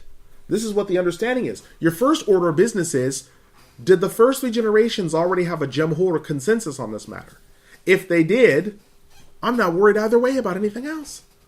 Because if a consensus is established, or there's a vast majority that have already gathered on something, then why on earth would I exhaust myself? But if they're split down the middle, or if there's 3 or 4 different opinions, right, then I can look at the matter and start to come to conclusions, while understanding that the other ones that I might not find to be as strong, or I might personally think are not as worthy of my opinion, I understand that there are people that hold these positions. Because again, this is a very important point. Very, very important point. So just know that these things, how many times will the horn be blown into? Was it Ibrahim or Ishaq? Was it Ishaq or Ismail that was sacrificed? Prophet's parents, his ancestors. These are issues of branch theology. They're not, if someone believes one way or the other, it doesn't affect the basis of their theology. You know why? Because we know the vast swaths of scholars that believe this. The 5 things of the unseen, and the end of Surah Luqman, the 31st surah. Did the Prophet ﷺ know those 5 things or not? Sheikh Abdul Qadir Al-Jilani said he didn't know them. Right? He said he didn't know them. And this is the same Sheikh Abdul Qadir Al-Jilani whose foot was on the neck of all the... This is him. Sheikh al-Islam. Our grand Sheikh. He says he didn't know them. Now that doesn't mean he's kafir. But it also doesn't mean that the people that hold the other position are kuffar either. Because it's a valid difference of opinion on this matter. And each group has their proofs. Now we can study over the proofs and then make our own decision. But the point is that they're proofs. And the fact that people have agreed to disagree means it's permitted to disagree in this matter. Otherwise they wouldn't have disagreed. Now this excludes the disagreement of the cults. Well, the Shia say the vast majority of the companions are kuffar. No, we don't include them. Because they're cultists. So they're not even people of knowledge. We're talking about the upright, orthodox Sunni people that have either agreed on everything, in which case it's duty bound to be believed, or they have agreed to disagree, in which case we're looking at the opinions. Right? Now, the Imam, he goes on to say, quote, and he mentions that when he reached his place, now the place means the place where he was to carry out the act, as said by Ibn Abbas. Another statement is when the son reached the place with his father, as said by Qatada. Ibn Qutaybah said, when he left from his location. Now, this particular son of Ibrahim, at the time of leaving from the location and coming to the spot that was ordained for them by Allah, he was 13 years of age. So they were coming to a particular spot because the word being used is sa'ya, which means worship. According to Ibn Zayd, he said to his son, I see in a dream that I am sacrificing you. Now, most of the scholars understand that Nabiyuna Ibrahim alayhi salam did not see him sacrifice, he did not see himself sacrificing his son in the dream. It only means that he was commanded in the dream to sacrifice him. Not that he physically saw him sacrificing, not that he physically saw himself sacrificing him in the dream. The evidence of this is where the son says, If'al ma tu'mar, do that which you've been commanded to do, which means he was told to do it and not shown. Now, some of them held the position that he saw that he was bringing forth a sacrifice, but he did not see the spewing forth of blood. Qatada has said, the dreams of the prophets are all true, and whatever they see in a dream, they do. As-Sudai narrates from his sheikhs that when Jibreel gave the glad tidings to Sarah alayhi salam of a son, Nabiyuna Ibrahim alayhi salam said, indeed, I will do a sacrifice for Allah. And when he finished from the matters of the house, he was shown a dream. And it was said to him, now fulfill your vow. Now they differ in the sacrifice according to two understandings. One group of scholars says that the son to be sacrificed was was Ishaq. This is the understanding of Umar ibn al-Khattab, Ali ibn Abi Talib, Al-Abbas ibn Abdul Muttalib, Ibn Mas'ud, Abu Musa al-Ash'ari, Abu Huraira, Anas ibn Malik, Ka'b ibn al-Ahbar, Wahab ibn Munabbih, Masruq, Ubayd ibn Umayr, Al-Qasim ibn Abi Barra, ibn Abi Bazza, Muqatil ibn Sulaiman, and is the chosen position of Ibn Jarir at-Tabari. Now these people say this incident took place in Sham. And it said that when he took him to the spot of sacrifice, he was carried from that point all the way to the place of Mina in an hour. The second group of people say that the sacrifice was Nabiyuna Ismail alayhi salam. And this is the understanding of Ibn Umar, Abdullah ibn Salam, Al-Hasan al-Basri, Sa'id ibn al-Musayyib, Al-Sha'bi, Mujahid, Yusuf ibn Mahran, Abu Salih, Muhammad ibn Ka'ab al-Qurdi, Al-Rabi' ibn Anas, Abdur-Rahman ibn Sabit. Now there are differing narrations from Ibn Abbas on this matter. It was narrated from Ikrimah that it was Ishaq, but Ata and Mujahid and Sha'bi and Abu Jazat and Yusuf Mahran narrate that it was Ismail.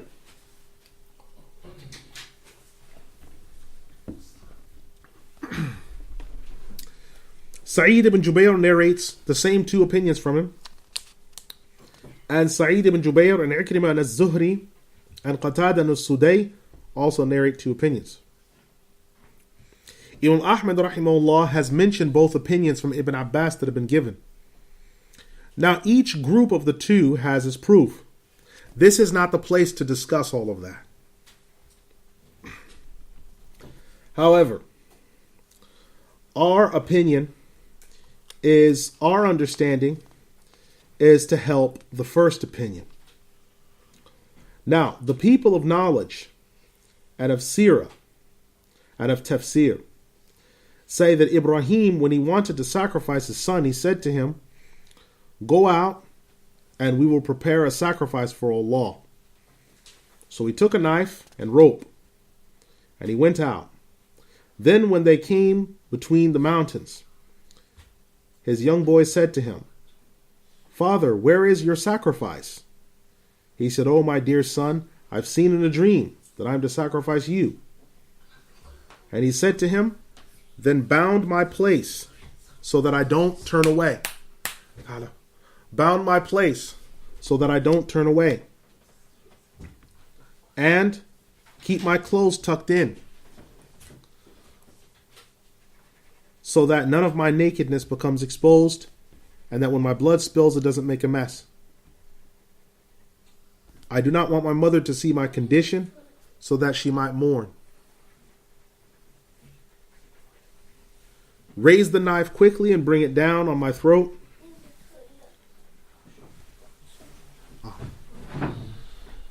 Bring it down on my throat so that my death might be quick.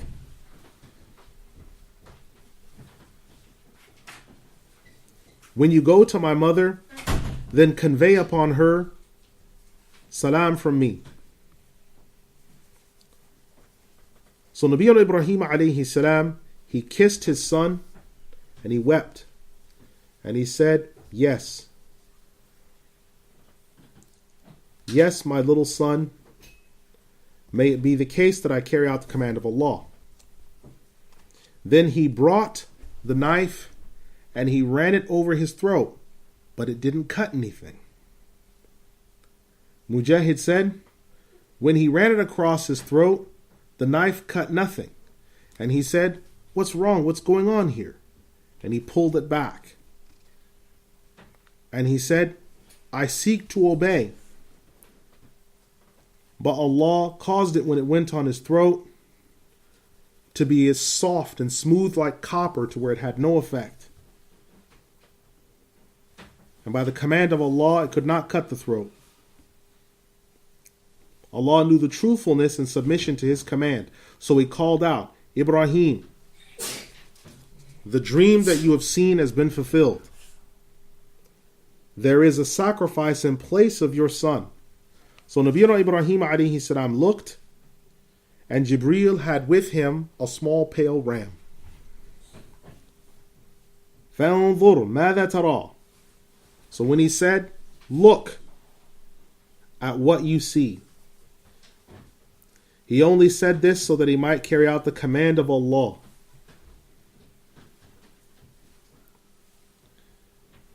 Do what you are ordered. Ibn Abbas said, do what has been revealed to you from the sacrifice, and you will find me steadfast if Allah wills. So when they both submitted to the command of Allah, Allah was pleased with both of them. And he obeyed Allah's command. Then the Exalted One, he says, فَلَمَّا أَسْلَمَا وَتَلَّهُ لِلْجَبِينِ وَنَادَيْنَاهُ أَنْ يَا إِبْرَاهِيمُ قَدْ صَدَّقْتَ الرُّؤْيَا إِنَّا كَذَلِكَ نَجْزِي الْمُحْسِنِينَ إِنَّ هَذَا لَهُوَ الْبَلَاءُ الْمُبِينُ وَفَدَيْنَاهُ بِذَبْحٍ عَظِيمٍ وَتَرَكْنَا عَلَيْهِ فِي الْآخِرِينَ سَلَامٌ عَلَى إِبْرَاهِيمَ كَذَلِكَ نَجْزِي الْمُحْسِنِينَ إِنَّهُ مِنْ عِبَادِنَا الْمُؤْمِنِينَ وَبَشَّرْنَاهُ بِإِسْحَاقَ نَبِيًّا مِنَ الصَّالِحِينَ وَبَارَكْنَا عَلَيْهِ وَعَلَى إِسْحَاقَ وَمِنْ ذُرِّيَّتِهِمَا مُحْسِنٌ وَظَالِمٌ لِنَفْسِهِ مُبِينٌ وَلَقَدْ مَنَنَّا عَلَى مُوسَى وَهَارُونَ وَنَجَّيْنَاهُمَا وَقَوْمَهُمَا مِنَ الْكَرْبِ الْعَظِيمِ وَنَصَرْنَاهُمْ فَكَانُوا هُمُ الْغَالِبِينَ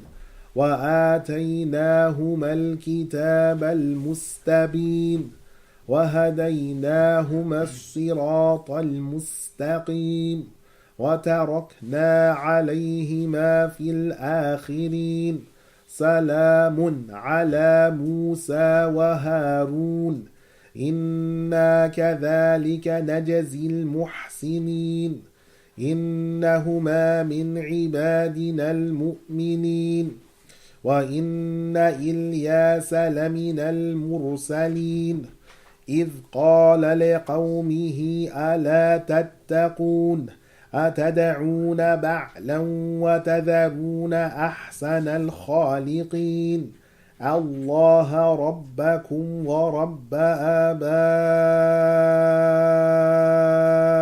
آبَائِكُمُ الْأَوَّلِينَ.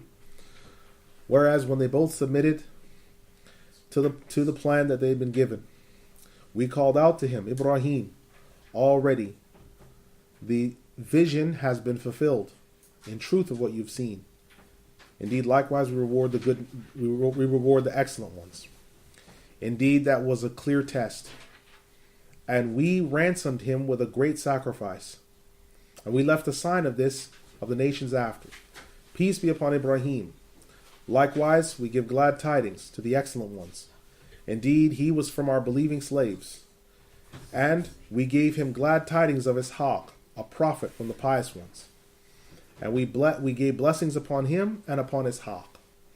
And from the progeny of both of them was excellent ones, as well as the oppressor to himself, clearly and openly. And already we ordained for Musa and Harun. We saved both of them and their people from the great catastrophe. We helped them, and they were given the strength and made uppermost. We gave both of them the book that was clear. We guided both of them to the straight path, and we left both of them as signs in the others to come. Peace be upon Musa and Harun. Indeed, likewise we reward the excellent ones. They were both from our believing slaves. Indeed, Ilyas was one of those who was sent forward. When he said to his people, don't you have any fear of Allah? Do you call on Baal and you leave the best of creators? Allah, your Lord, and the Lord of your fathers from before. Surah Al-Saafaat, the 37th Surah, ayat 103 to 127. Now, when the Exalted One has said that they were given the clear reward, the reward they were given was the reward for their obedience. And so the jabeen is that they prostrated. And we gave them, meaning they were called from the mountain, Ibrahim. The vision has been fulfilled, meaning that which you were commanded with has been fulfilled. And a sacrifice has been given in its place. So it came to be the case that he sacrificed the pale ram that he was given. And this was the fulfillment of that. And likewise, shall we reward the excellent ones. This was a great test indeed. A clear test.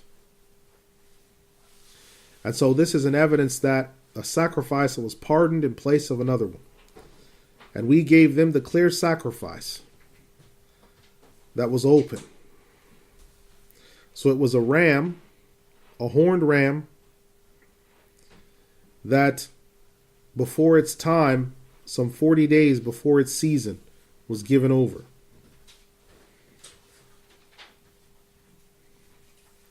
And it accepted its fate. Ibrahim, his son, he took 2 rams that were pale, with wide eyes, with horns, and sacrificed them, as said by Ibn Abbas. Others have said other positions, but it was a great choice indeed. So the sacrifice was also to be upon the deen of Ibrahim and his sunnah, not merely the physical sacrifice.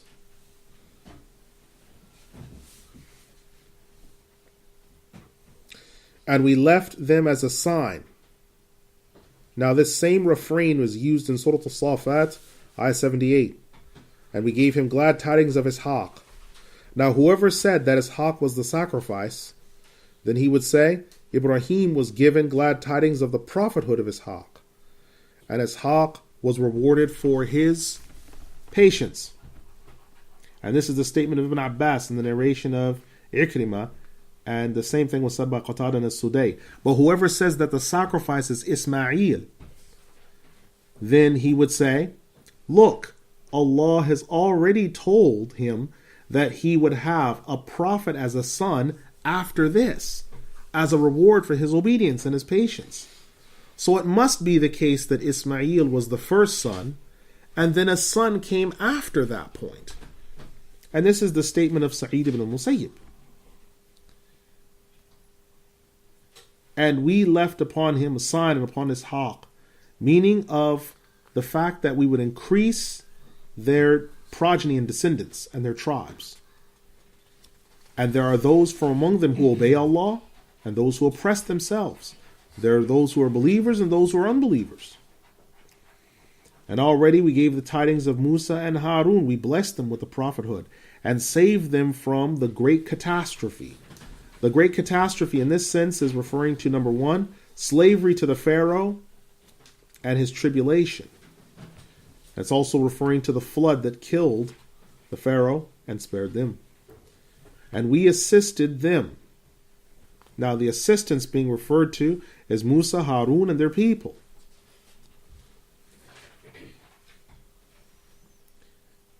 And we've already given lengthy discussion upon this in Surah Al-Anbiya, the 21st Surah 48.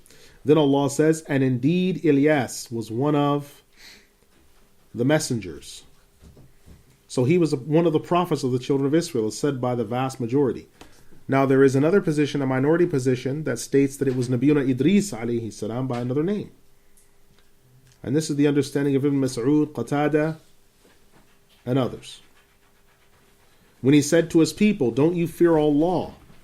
Don't you declare him as one and unique? Do you worship Baal? Now the meaning of Ba'al means Lord or Master, as said by Ibn Abbas, Mujahid, Abu Ubaidah, Ibn Qutayba, Ad-Dahak, and Ibn Abbas had already stated this. Now further to this, Ba'al can also mean owner, someone who possesses something. So when someone says, Ana ba'aluha, ana rabbuha, I am its Lord, I am its owner, it's my property. Ibn Abbas had said, have you called on Ba'al as a Lord? Now, Qatada has said, this is Yemeni language, and it's the name of an idol.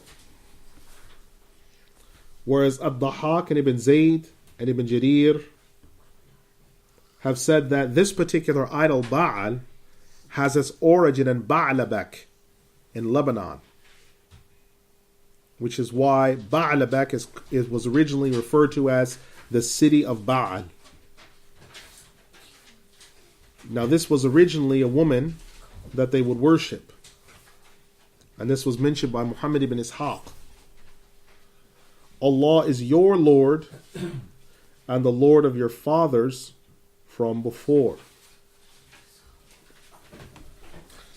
Then Allah the Exalted, He says, فَكَذَّبُوهُ فَإِنَّهُمْ لَمُحْضَرُونَ إِلَّا عِبَادَ اللَّهِ الْمُخْلَصِينَ وَتَرَكْنَا عَلَيْهِ فِي الْآخِرِينَ سلام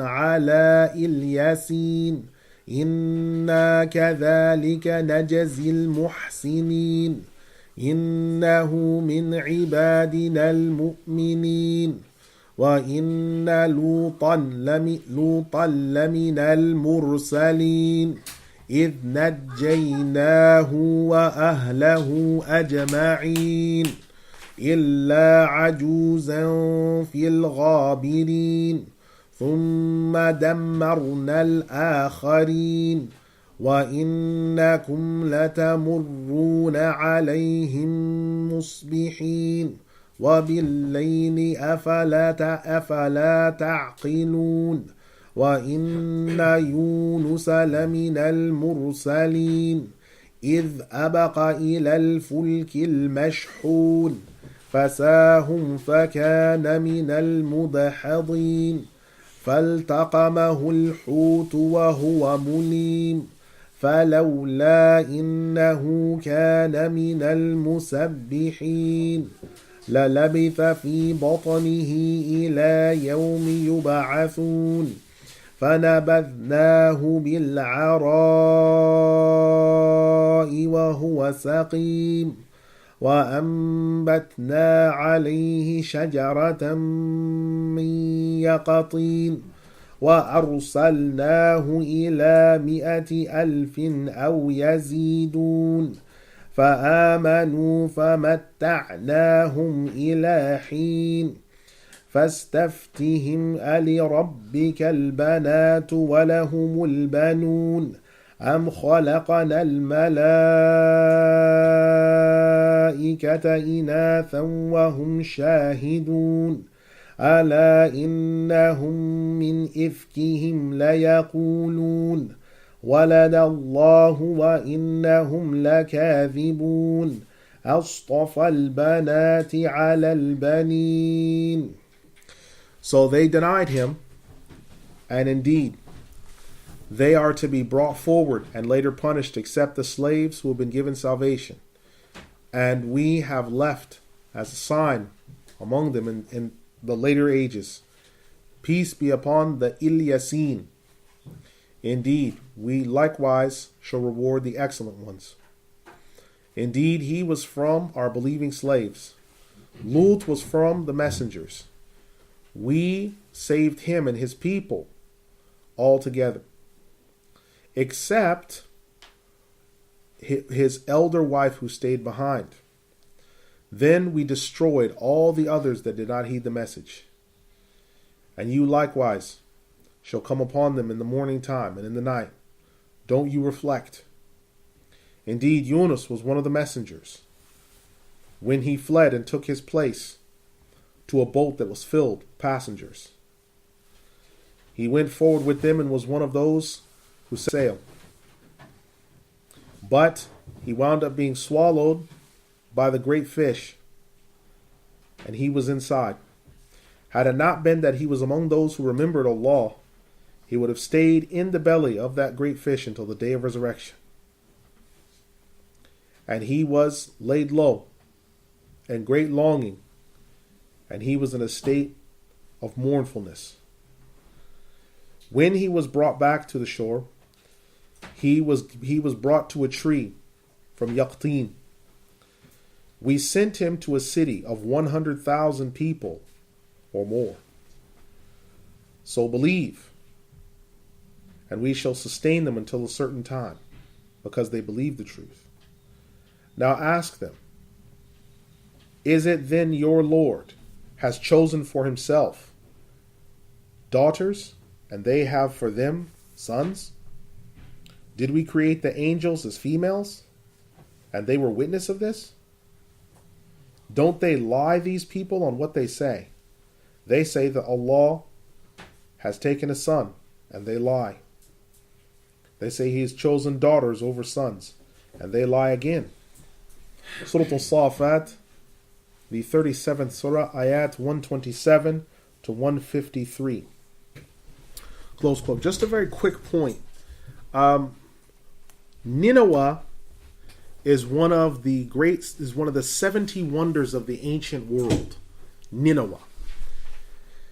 Now, Nineveh's heyday was roughly 2,770 years before the Hijrah.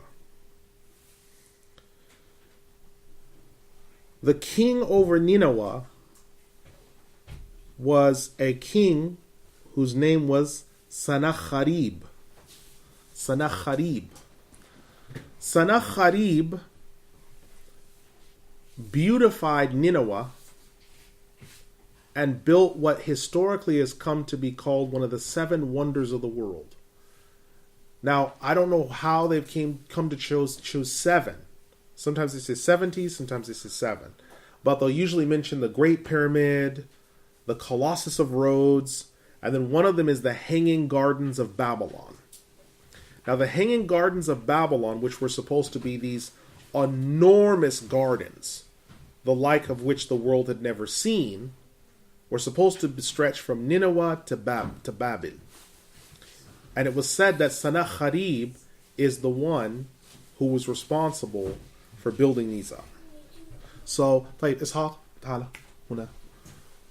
was said that Sennacherib was the one that was responsible.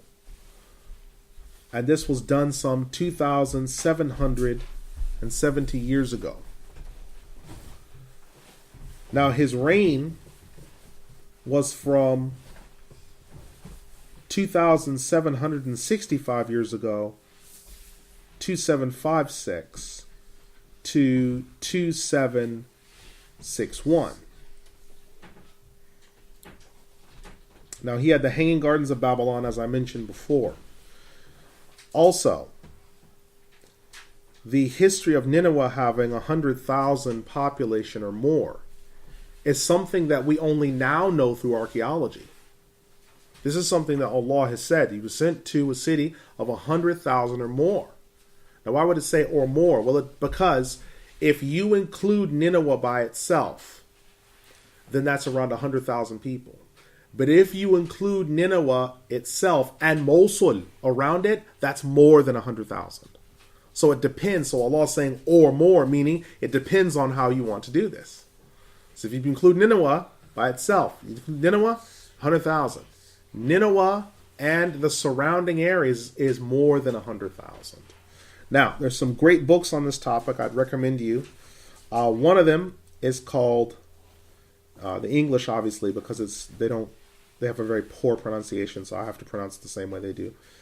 It's pronounced Nineveh and Babylon. This is by Gilbert and Emmons, Emmons, Nineveh and Babylon. That's a really good book that covers a lot of history about Nineveh and Babylon. Another one is Sennacherib's Palace. Sennacherib's Palace Without Rival at Nineveh. Right? Sennacherib's Palace Without Rival at Nineveh. Sennacherib, Sennacheribs. Sennacherib's Palace Without Rival at Nineveh. This is by John Malcolm Russell. And then you have The 70 Wonders of the Ancient World by Chris Scarre. Scarre. Now these books talk about Nineveh and Babylon. These three texts, I'd say, are probably the better texts you can get on the topic because they're very exhaustive, they're very extensive, and you'll also benefit to a great degree because they discuss Nineveh's history, archaeological digs and finds, more things that have been dug up. They discuss a great amount of information. And there's a lot that you'll benefit from. So I say this because, as I said before, when the Qur'an touches on history, it's accurate. But we tend to miss it out because sometimes we're either poor students of history or we don't see why history is important. But you can't understand fully the Qur'an in all of its grandeur without having some understanding of history. So you have people arguing about whether there's embryology in the Qur'an, and there's stuff that's staring them right in the kisser, and they're not even looking at this stuff. And it deserves a look, a very, very careful look. Now, the Imam goes on to say, quote, "And so what the Exalted One has given, when he said that they denied him, and they shall be gathered forward in the fire, except the slaves who have been given salvation, because they did not deny that messenger, and so they shall not be destroyed." Now, the scholars, the people of knowledge of Tafsir and Sirah, say that after the death of the prophet Ezekiel, idols were worshipped in abundance by the children of Israel. So Allah sent to the children of Israel the prophet Ilyas, alayhi salam. Muhammad ibn Ishaq said that Ilyas's name is Ilyas ibn Tashbih, Ilyas ibn Tashbih ibn Finhas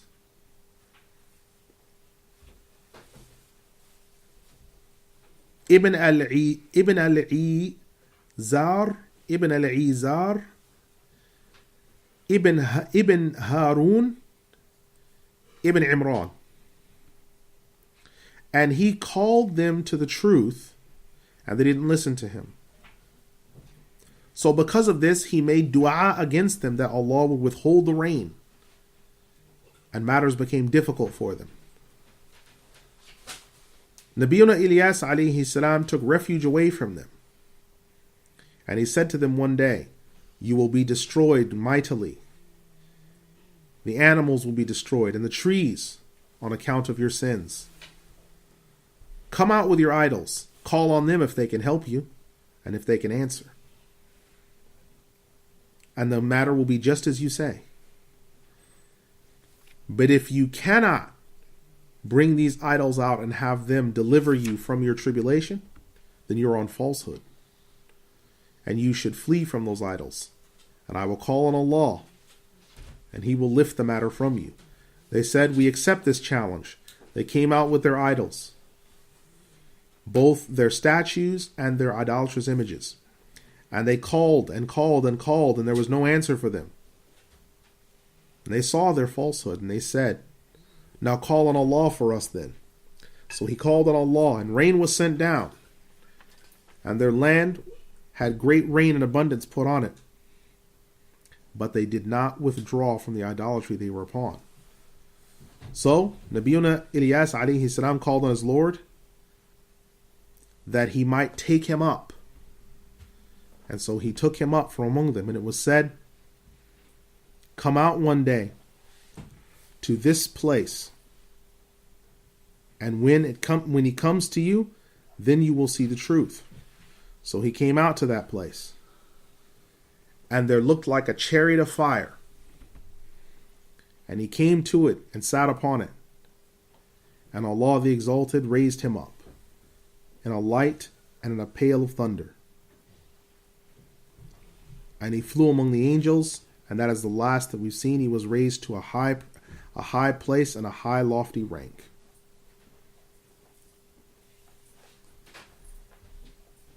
The Exalted One says, peace be upon Ilyasin.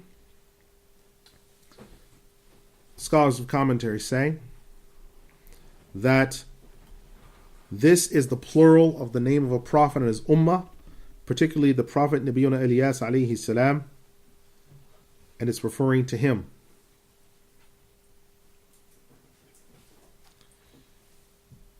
Now remember, this is a Hebrew name. Ilyas is a Hebrew name, which is a foreign language. And so foreign languages have a different plural form. So Ilyasin, it means Yasin and his family. But it's only in Hebrew, versus in Arabic it would be Al-Yasin. But this is Ilyasin. Remember the statement of the Prophet ﷺ when he said, Allahumma salli ala ali Abi Awfa. Allah, send blessings upon the family of Abi Awfa. So we have him saying ala ali Abi Awfa, versus in Hebrew it would be il.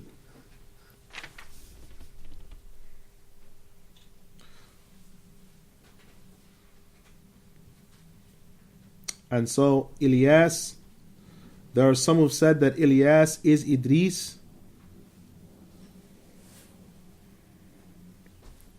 but others have said that it is Nabiyuna Ilyas alayhi salam himself. And Lut, when he's one of the messengers, when we saved him and his people altogether, except his elderly wife who stayed behind, and we destroyed all the others.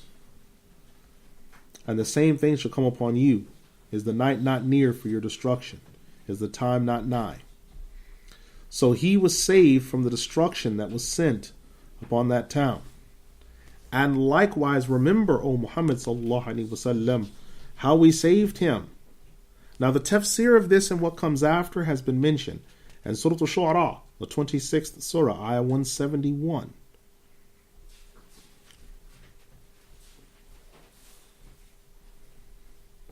And further to this, there's a warning for the people of Mecca that some of them will go to Sham.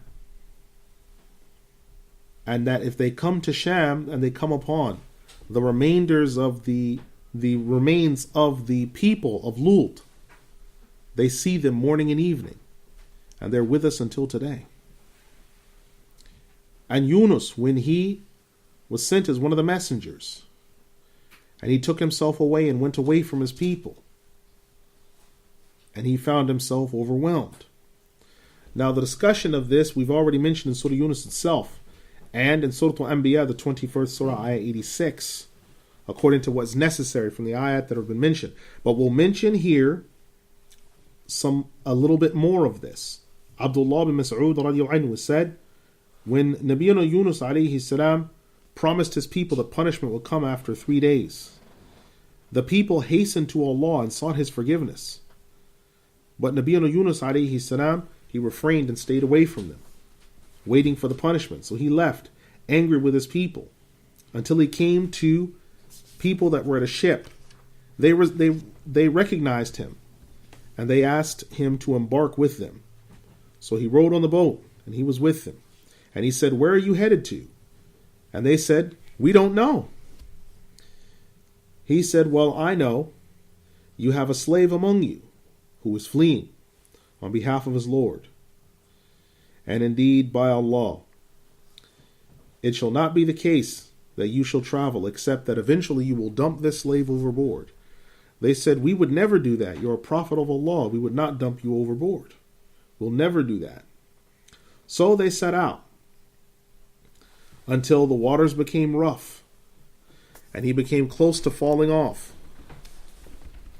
They held on for their dear lives, And there were 3 times where Nabiyina Yunus alayhi salam almost fell off of the ship and into the water. Tawus mentions that the people in the ship were looking on. And they said, we can't carry on with you on the ship. There's a reason why the ship is in this strait. Scholars of commentary then say that Allah entrusted a large fish, a hut, as mentioned in the ayah, a whale. And when he fell overboard, he was thrown into the water and swallowed. But he was not harmed, nor was he cut to pieces. And after that, the boat carried on. Now once he was swallowed, he was mulim, meaning he was buried deep within the whale's belly. And had it not been that he was one of those who remembered Allah, meaning that he prayed, that he worshipped Allah, and that he said his dua, La ilaha illa ant, subhanaka inni kuntu min al-zalimin. There's no God but you. Glorified are you. I am one of the oppressors. Surah Al-Anbiya, the 21st Surah, 87. This commentary was mentioned by Ibn Abbas, Sa'id ibn Jubayr, Mujahid, Wahab ibn Munabbih, Al-Hasan al-Basri, and Imran al-Qattan from Al-Hasan al-Basri. So had it not been the case by Allah, if he'd not been making the salahs and the other things, even in the belly of that whale, had it not been for all that glorification, all this according to the vast majority of the scholars, had that not been the case, before falling into the whale, he would have remained there until the day of resurrection. Now Qatada has said he would have remained in the belly of the whale, and it would have been a grave for him until the day of resurrection. But because of his prayer and difficulty and glorification, Allah saved him from that. Now, as far as how long was he in the belly of that whale, some have said 40 days. This was said by Anas ibn Malik, Ka'ab, Abu Malik, Ibn Jurayj, and As-Sudai. The second position is that it was 7 days. Now, those who said it was 7 days were Sa'id ibn Jubayr, Ata. Thirdly, though Mujahid and Qatada said it was 3 days.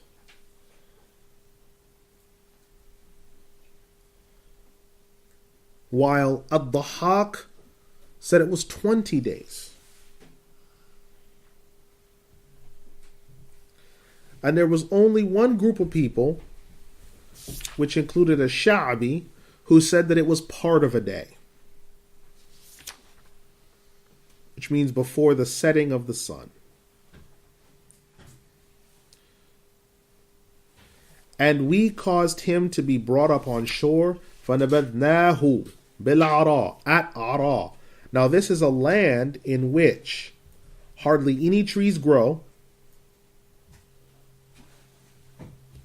وَهُوَ سَقِيم, and Nabiyuna Yunus alayhi salam was ill and wizened because he had been in the belly of that whale. So Allah the Exalted revealed to the whale that he vomited him up onto the land, onto the shore. And when he was brought out, he had no hair on him and no fingernails, and his skin was wizened. But he, Allah, caused the tree to grow from yaqteen, a gourd, as said by Ibn Abbas radhiyallahu anhu.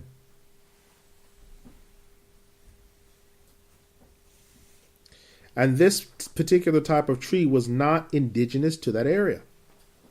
So how could it have grown there? So he came to that and took shade under the tree. And this is known as the yaqteen tree.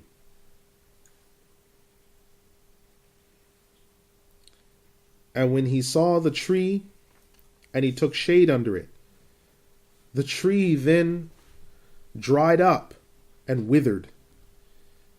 Nabiyuna Yunus alayhi salam wept because of this, and Allah revealed to him, do you weep for a tree that withers and dies? but you haven't wept for 100,000 people or more, that I might destroy them? Yazid ibn Abdullah ibn Qusayt had said, Allah had shown him that the people were to be spared.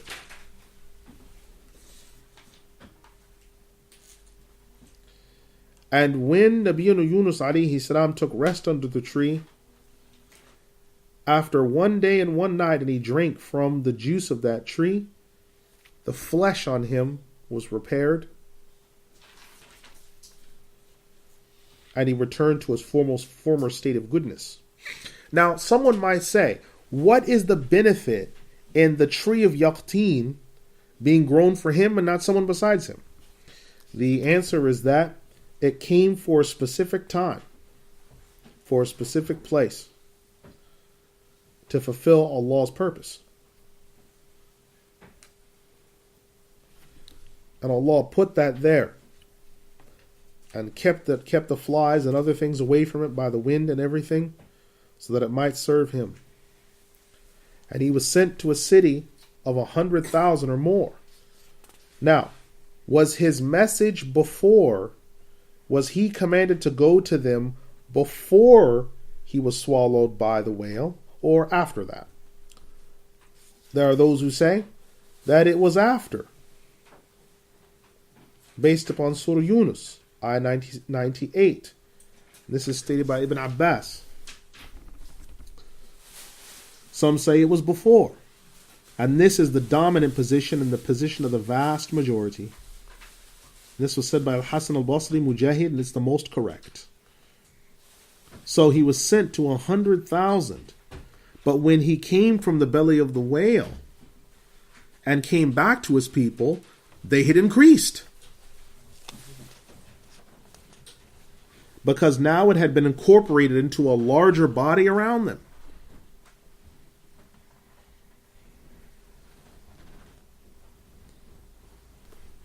So these are 100,000 or more, meaning they had increased. Because they were 100,000 and they increased by another 20,000. And this we have as a hadith from the Prophet ﷺ in Tabari's collection. And they increased more than that as well, as has been mentioned by Ibn Abbas and Sa'id ibn Jubayr. So they believed when the punishment was close.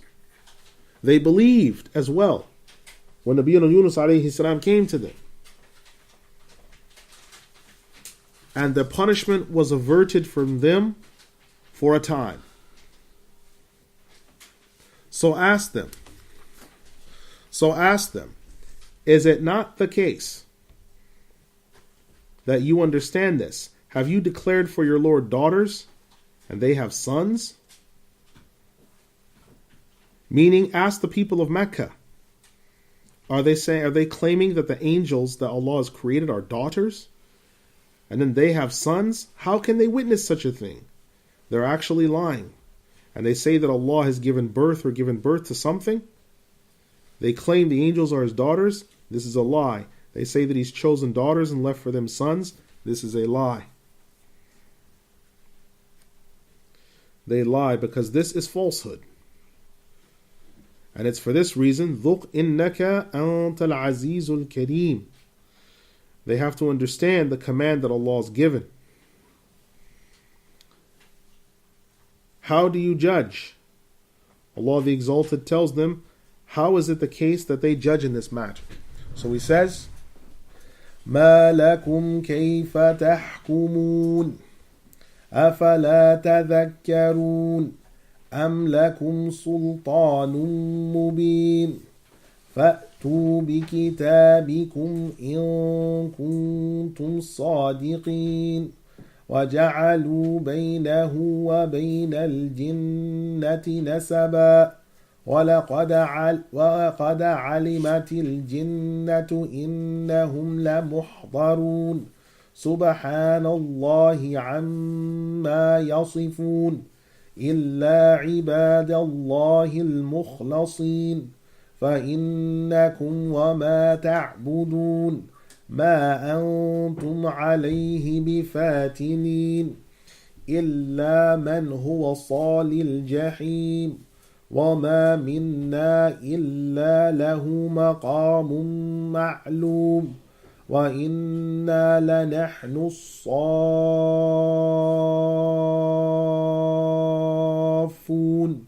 وإنا لنحن المسبحون وإن كانوا ليقولون لو أن عندنا ذكرا من الأولين لكنا عباد الله المخلصين فكفروا به فسوف يعلمون ولقد سبقت كلمتنا لعبادنا المرسلين إنهم لهم المنصورون وإن جندنا لهم الغالبون فتولى عنهم حتى حين وأبصرهم فسوف يبصرون أفبعذابنا يستعجلون فإذا نزل بساحتهم فساء صباح المنذرين وتول عنهم حتى حين وأبصر فسوف يبصرون سبحان ربك رب العزة عما يصفون وسلام على المرسلين والحمد لله رب العالمين. What's wrong with you? How do you judge? Don't you reflect and remember? Or do you have a clear authority? Come with your book if you're truthful. They have made between him and between the jinn some connection. And already the jinn know that they shall be brought forward for the fire. Glorified is Allah from that which they ascribe, except the slaves who have been given salvation. Indeed, you and what you worship and what you are upon is falsehood, and it is the fuel for the roasting of the fire. Everything that's brought forward to us shall have a clear place for it, and we shall bring it forward. Indeed, we shall bring forward those that come forward that will glorify. And that which they say from the nations of old when they reject faith shall be of no avail.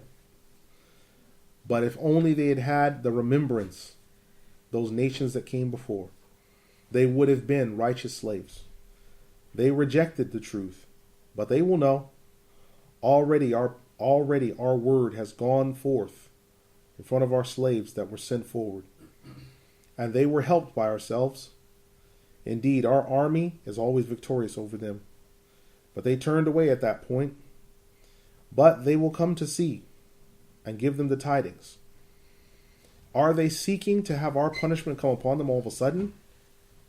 And when it came down to them, the evil of that which they came in the morning, when the warnings came down, they turn away.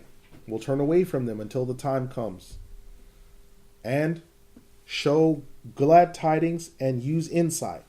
They will come to see. Glorified is your Lord, the Lord of might, from what they ascribe. Peace be upon the messengers, and praise be to Allah, the Lord of all creation. Surah As-Saafaat, ayat 154 to 182. And so when the Exalted One has said that they shall come to know, it is a true threat and a true statement, and that they shall be certainly tested, and that they are astray, and they will be roasted in the fire because of that which they have brought about. They have a clear place that they shall be brought to in the skies and the earth. People that worship Allah in truth have clear places that they worship Allah in, just as the angels do in rows in the skies, in their prayer, as said by As-Sudai ibn Al-Sa'ib. Just like the people that pray on earth in rows, people in the sky pray in rows. They glorify Allah praying to Him, declaring Allah free from all faults, establishing the prayer before the people are dragged on their faces on the day of resurrection. Just as much as the person says, O people, istaw, make your rows straight. He only hopes for Allah's reward. and that we might be lined up like how the angels are, in clear rows, and we are to glorify Allah. If only they had said the clear word and then remembered the remembrance. So the unbelievers of the Quraysh used to say before the sending of the Prophet ﷺ, let there be the remembrance of us, the book from before, and the book of the ages before, just like what the Jews and the Christians received. If they had really believed, they would have been slaves saved in the worship of Allah. But they denied it once it came to them. They will come to know the end result of their rejecting of faith, and this is a direct threat to the unbelievers. Our plan has already come before, and we've already promised the messengers to help them. Allah has written, كَتَبَ اللَّهُ لَأَغْلِبَنَّ أَنَا وَرُسُلِي. Allah has already written that I and my messengers will be victorious. Surah Al-Mujadilah, the 58th Surah, Ayat 2. إِنَّهُمْ لَهُمْ مَنْصُورُونَ. And that they shall be helped with evidences. And our army, meaning our army of believers, they will be victorious with proofs and dominance. So stay away from the unbelievers of Mecca for a period of time, until the time comes. Now that time could be to refute until they believe, or until we command you to fight them. So the ayah is muhkama, or until death, because in the time of death you shall see, as said by Qatada. Ibn Zayd said until the day of resurrection, until the truth comes. Have insight, look at the matter, and know that the punishment is coming. Muqatil bin Sulaiman said, the first part of the punishment was at Badr. They shall come to know, meaning what they denied, and that which they hastened on as punishment and begged for it to be brought to them, it shall now come to pass. Are they seeking that our punishments brought upon them suddenly? Meaning the punishment of the hereafter. And when it was brought, they were no match for it. So here there is no help for them, and the wrath shall come to them. The punishment shall come down to you unbelievers. As the Zajjaj has said, the punishment of these people is firstly death by being killed on the battlefield. And in the morning, those who were warned of the punishment didn't take heed, and the threat of that judgment came upon them. Glorified is your Lord, the Lord of might, meaning the Lord of might who gives power to the kings of the earth. He is glorified from what they ascribe to him by taking women and children and saying that they are Allah's and that he gave birth to them. He is far glorified of that. Peace be upon all the messengers, meaning all those who have received honor, and of their good tidings, which also means that you should say alayhi salam when their names are mentioned. And praise be to Allah, the Lord of all creation, because he will destroy the idol worshippers and assist the believers, as well as the prophets and the messengers. Close quote. أقول قولي هذا أستغفر الله لي ولكم أستغفر الله إن الله غفور رحيم يرحم الراحمين. So inshallah we have finished Surah As-Saafaat today. We have completed the surah. So this is roughly 7 pages. Now, does anyone have a question over the tafsir that we have covered today? Any question over the tafsir we've covered? No? Okay. So, yes. First of all, regarding the chosen child of Nabi Ibrahim al-Islam, most of the scholars said it was Prophet Ismail al-Islam, whereas some of the latter scholars said that it was Ishaq. Was this because Ismail was born first and Ishaq was born after? Or was there a different reason for the vast majority of scholars choosing Ismail as being the chosen one? Question is regarding the reasoning for Nabiyuna Ishaq alayhi salam being the favorite position of the scholars of Nabiyuna Ishaq. So Ismail being the favorite position over Nabiyuna Ishaq alayhi salam. What the reason is for this, whether it was because of he was born first. Alhamdulillah, wassalatu wassalamu ala rasulillah. The majority position, one of the greatest reasons for their position is there is a hadith in the Sirah of Ibn Hisham and other collections where the Prophet ﷺ, he said, I am the son Ana ibnu dhabihatain. I am the son of the two sacrifices. Right. Now, listen. We know for a fact that Abdullah, when he was born, because of the finding of the Zamzam well, that Abdul Muttalib was so happy, he said, I will sacrifice the first thing that comes in the door. Abdullah. So that's the first sacrifice. What would have been the second sacrifice?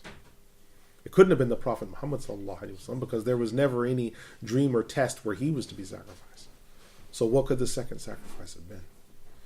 This is one of the greatest reasons why they say Nabi Ismail alayhi salam could have been, because that hadith, you can't fight with that. You can't argue with that. It's clear. Right? That's one of the reasons. Each side has probably around 10 evidences, right? You can sit down and go over it, but they have their proofs. They have their proofs. Right. Yes? All right. Regarding Fatra, this is something that has come about sort of later on, and it wasn't around in the early generations of scholars. Some people have argued that this is a bad thing, saying that this has led to sort of bid'ah and increasing of sort of adding to beliefs and things. What would be your sort of reply to them with this sort of comment? All right, so the position regarding fatra coming from some of the ilm al-kalam and other arguments. Some people have said that it is bid'ah and the like. So what will my response be to that? Alhamdulillah, salatu wassalamu ala rasulillah. I already have strong opinions on this matter, but I don't express them because I don't want to sway any one person towards my own understanding that I've taken on this matter, because what that will do is prejudice someone's opinion on the matter, which is not my job to do, because everyone has to make their own decision or their choice on what they think, okay, this is best, or I prefer this opinion. For those who would say, well, listen, this is an innovation and it's caused a lot of tribulations or what have you, there's some truth, but there's also some falsehood in that statement. The truth in it is, yes, it's led to a lot of argumentation and led to less paying attention to the texts and the proofs. But on the flip side of it, if it really was something where it was a definite innovation, because innovations are agreed upon, because we have to understand the bid'ah in the deen. A bid'ah in the deen, according to the scholars, is a synonym for a major sin. So if something is agreed upon to be a bid'ah, that means it's a major sin. And everyone's agreed on what major kufr is, major shirk is, and what major sins are. Everyone's agreed on that. So if it was a major sin, they'd all be agreed on it. Since they're not all agreed, it means what? Can't be a major sin. Must be some dispute on the matter. If there's a dispute on the matter and they've agreed to disagree, then that's the end of the job. Now, it's up to the person what position they take. Like I said, I have my own strong opinions that I take from our teachers or what have you, but I don't try to foggy people's ideas with those, because then what happens is I'm creating a cult of personality rather than giving people the knowledge and letting them make their own decisions. But those that would say that, no matter what end of the spectrum they're on, they're mistaken, because whenever the scholars have agreed upon, they've either agreed upon decisively or they've agreed to disagree. And there's nothing that can be done about that. Because whatever the scholars agree to disagree on, then we have to say the same thing. Okay? So, inshallah, we'll close from here. We'll come back together next week, inshallah. We're on Surah Sad, which is the 38th surah. So I say, Subhanakallahumma wa bihamdika, wa ashhadu an la ilaha illa ant, astaghfiruka wa atubu ilayk, innahu ghafurur rahim, alhamdulillah rahimin. Wassalamu alaikum.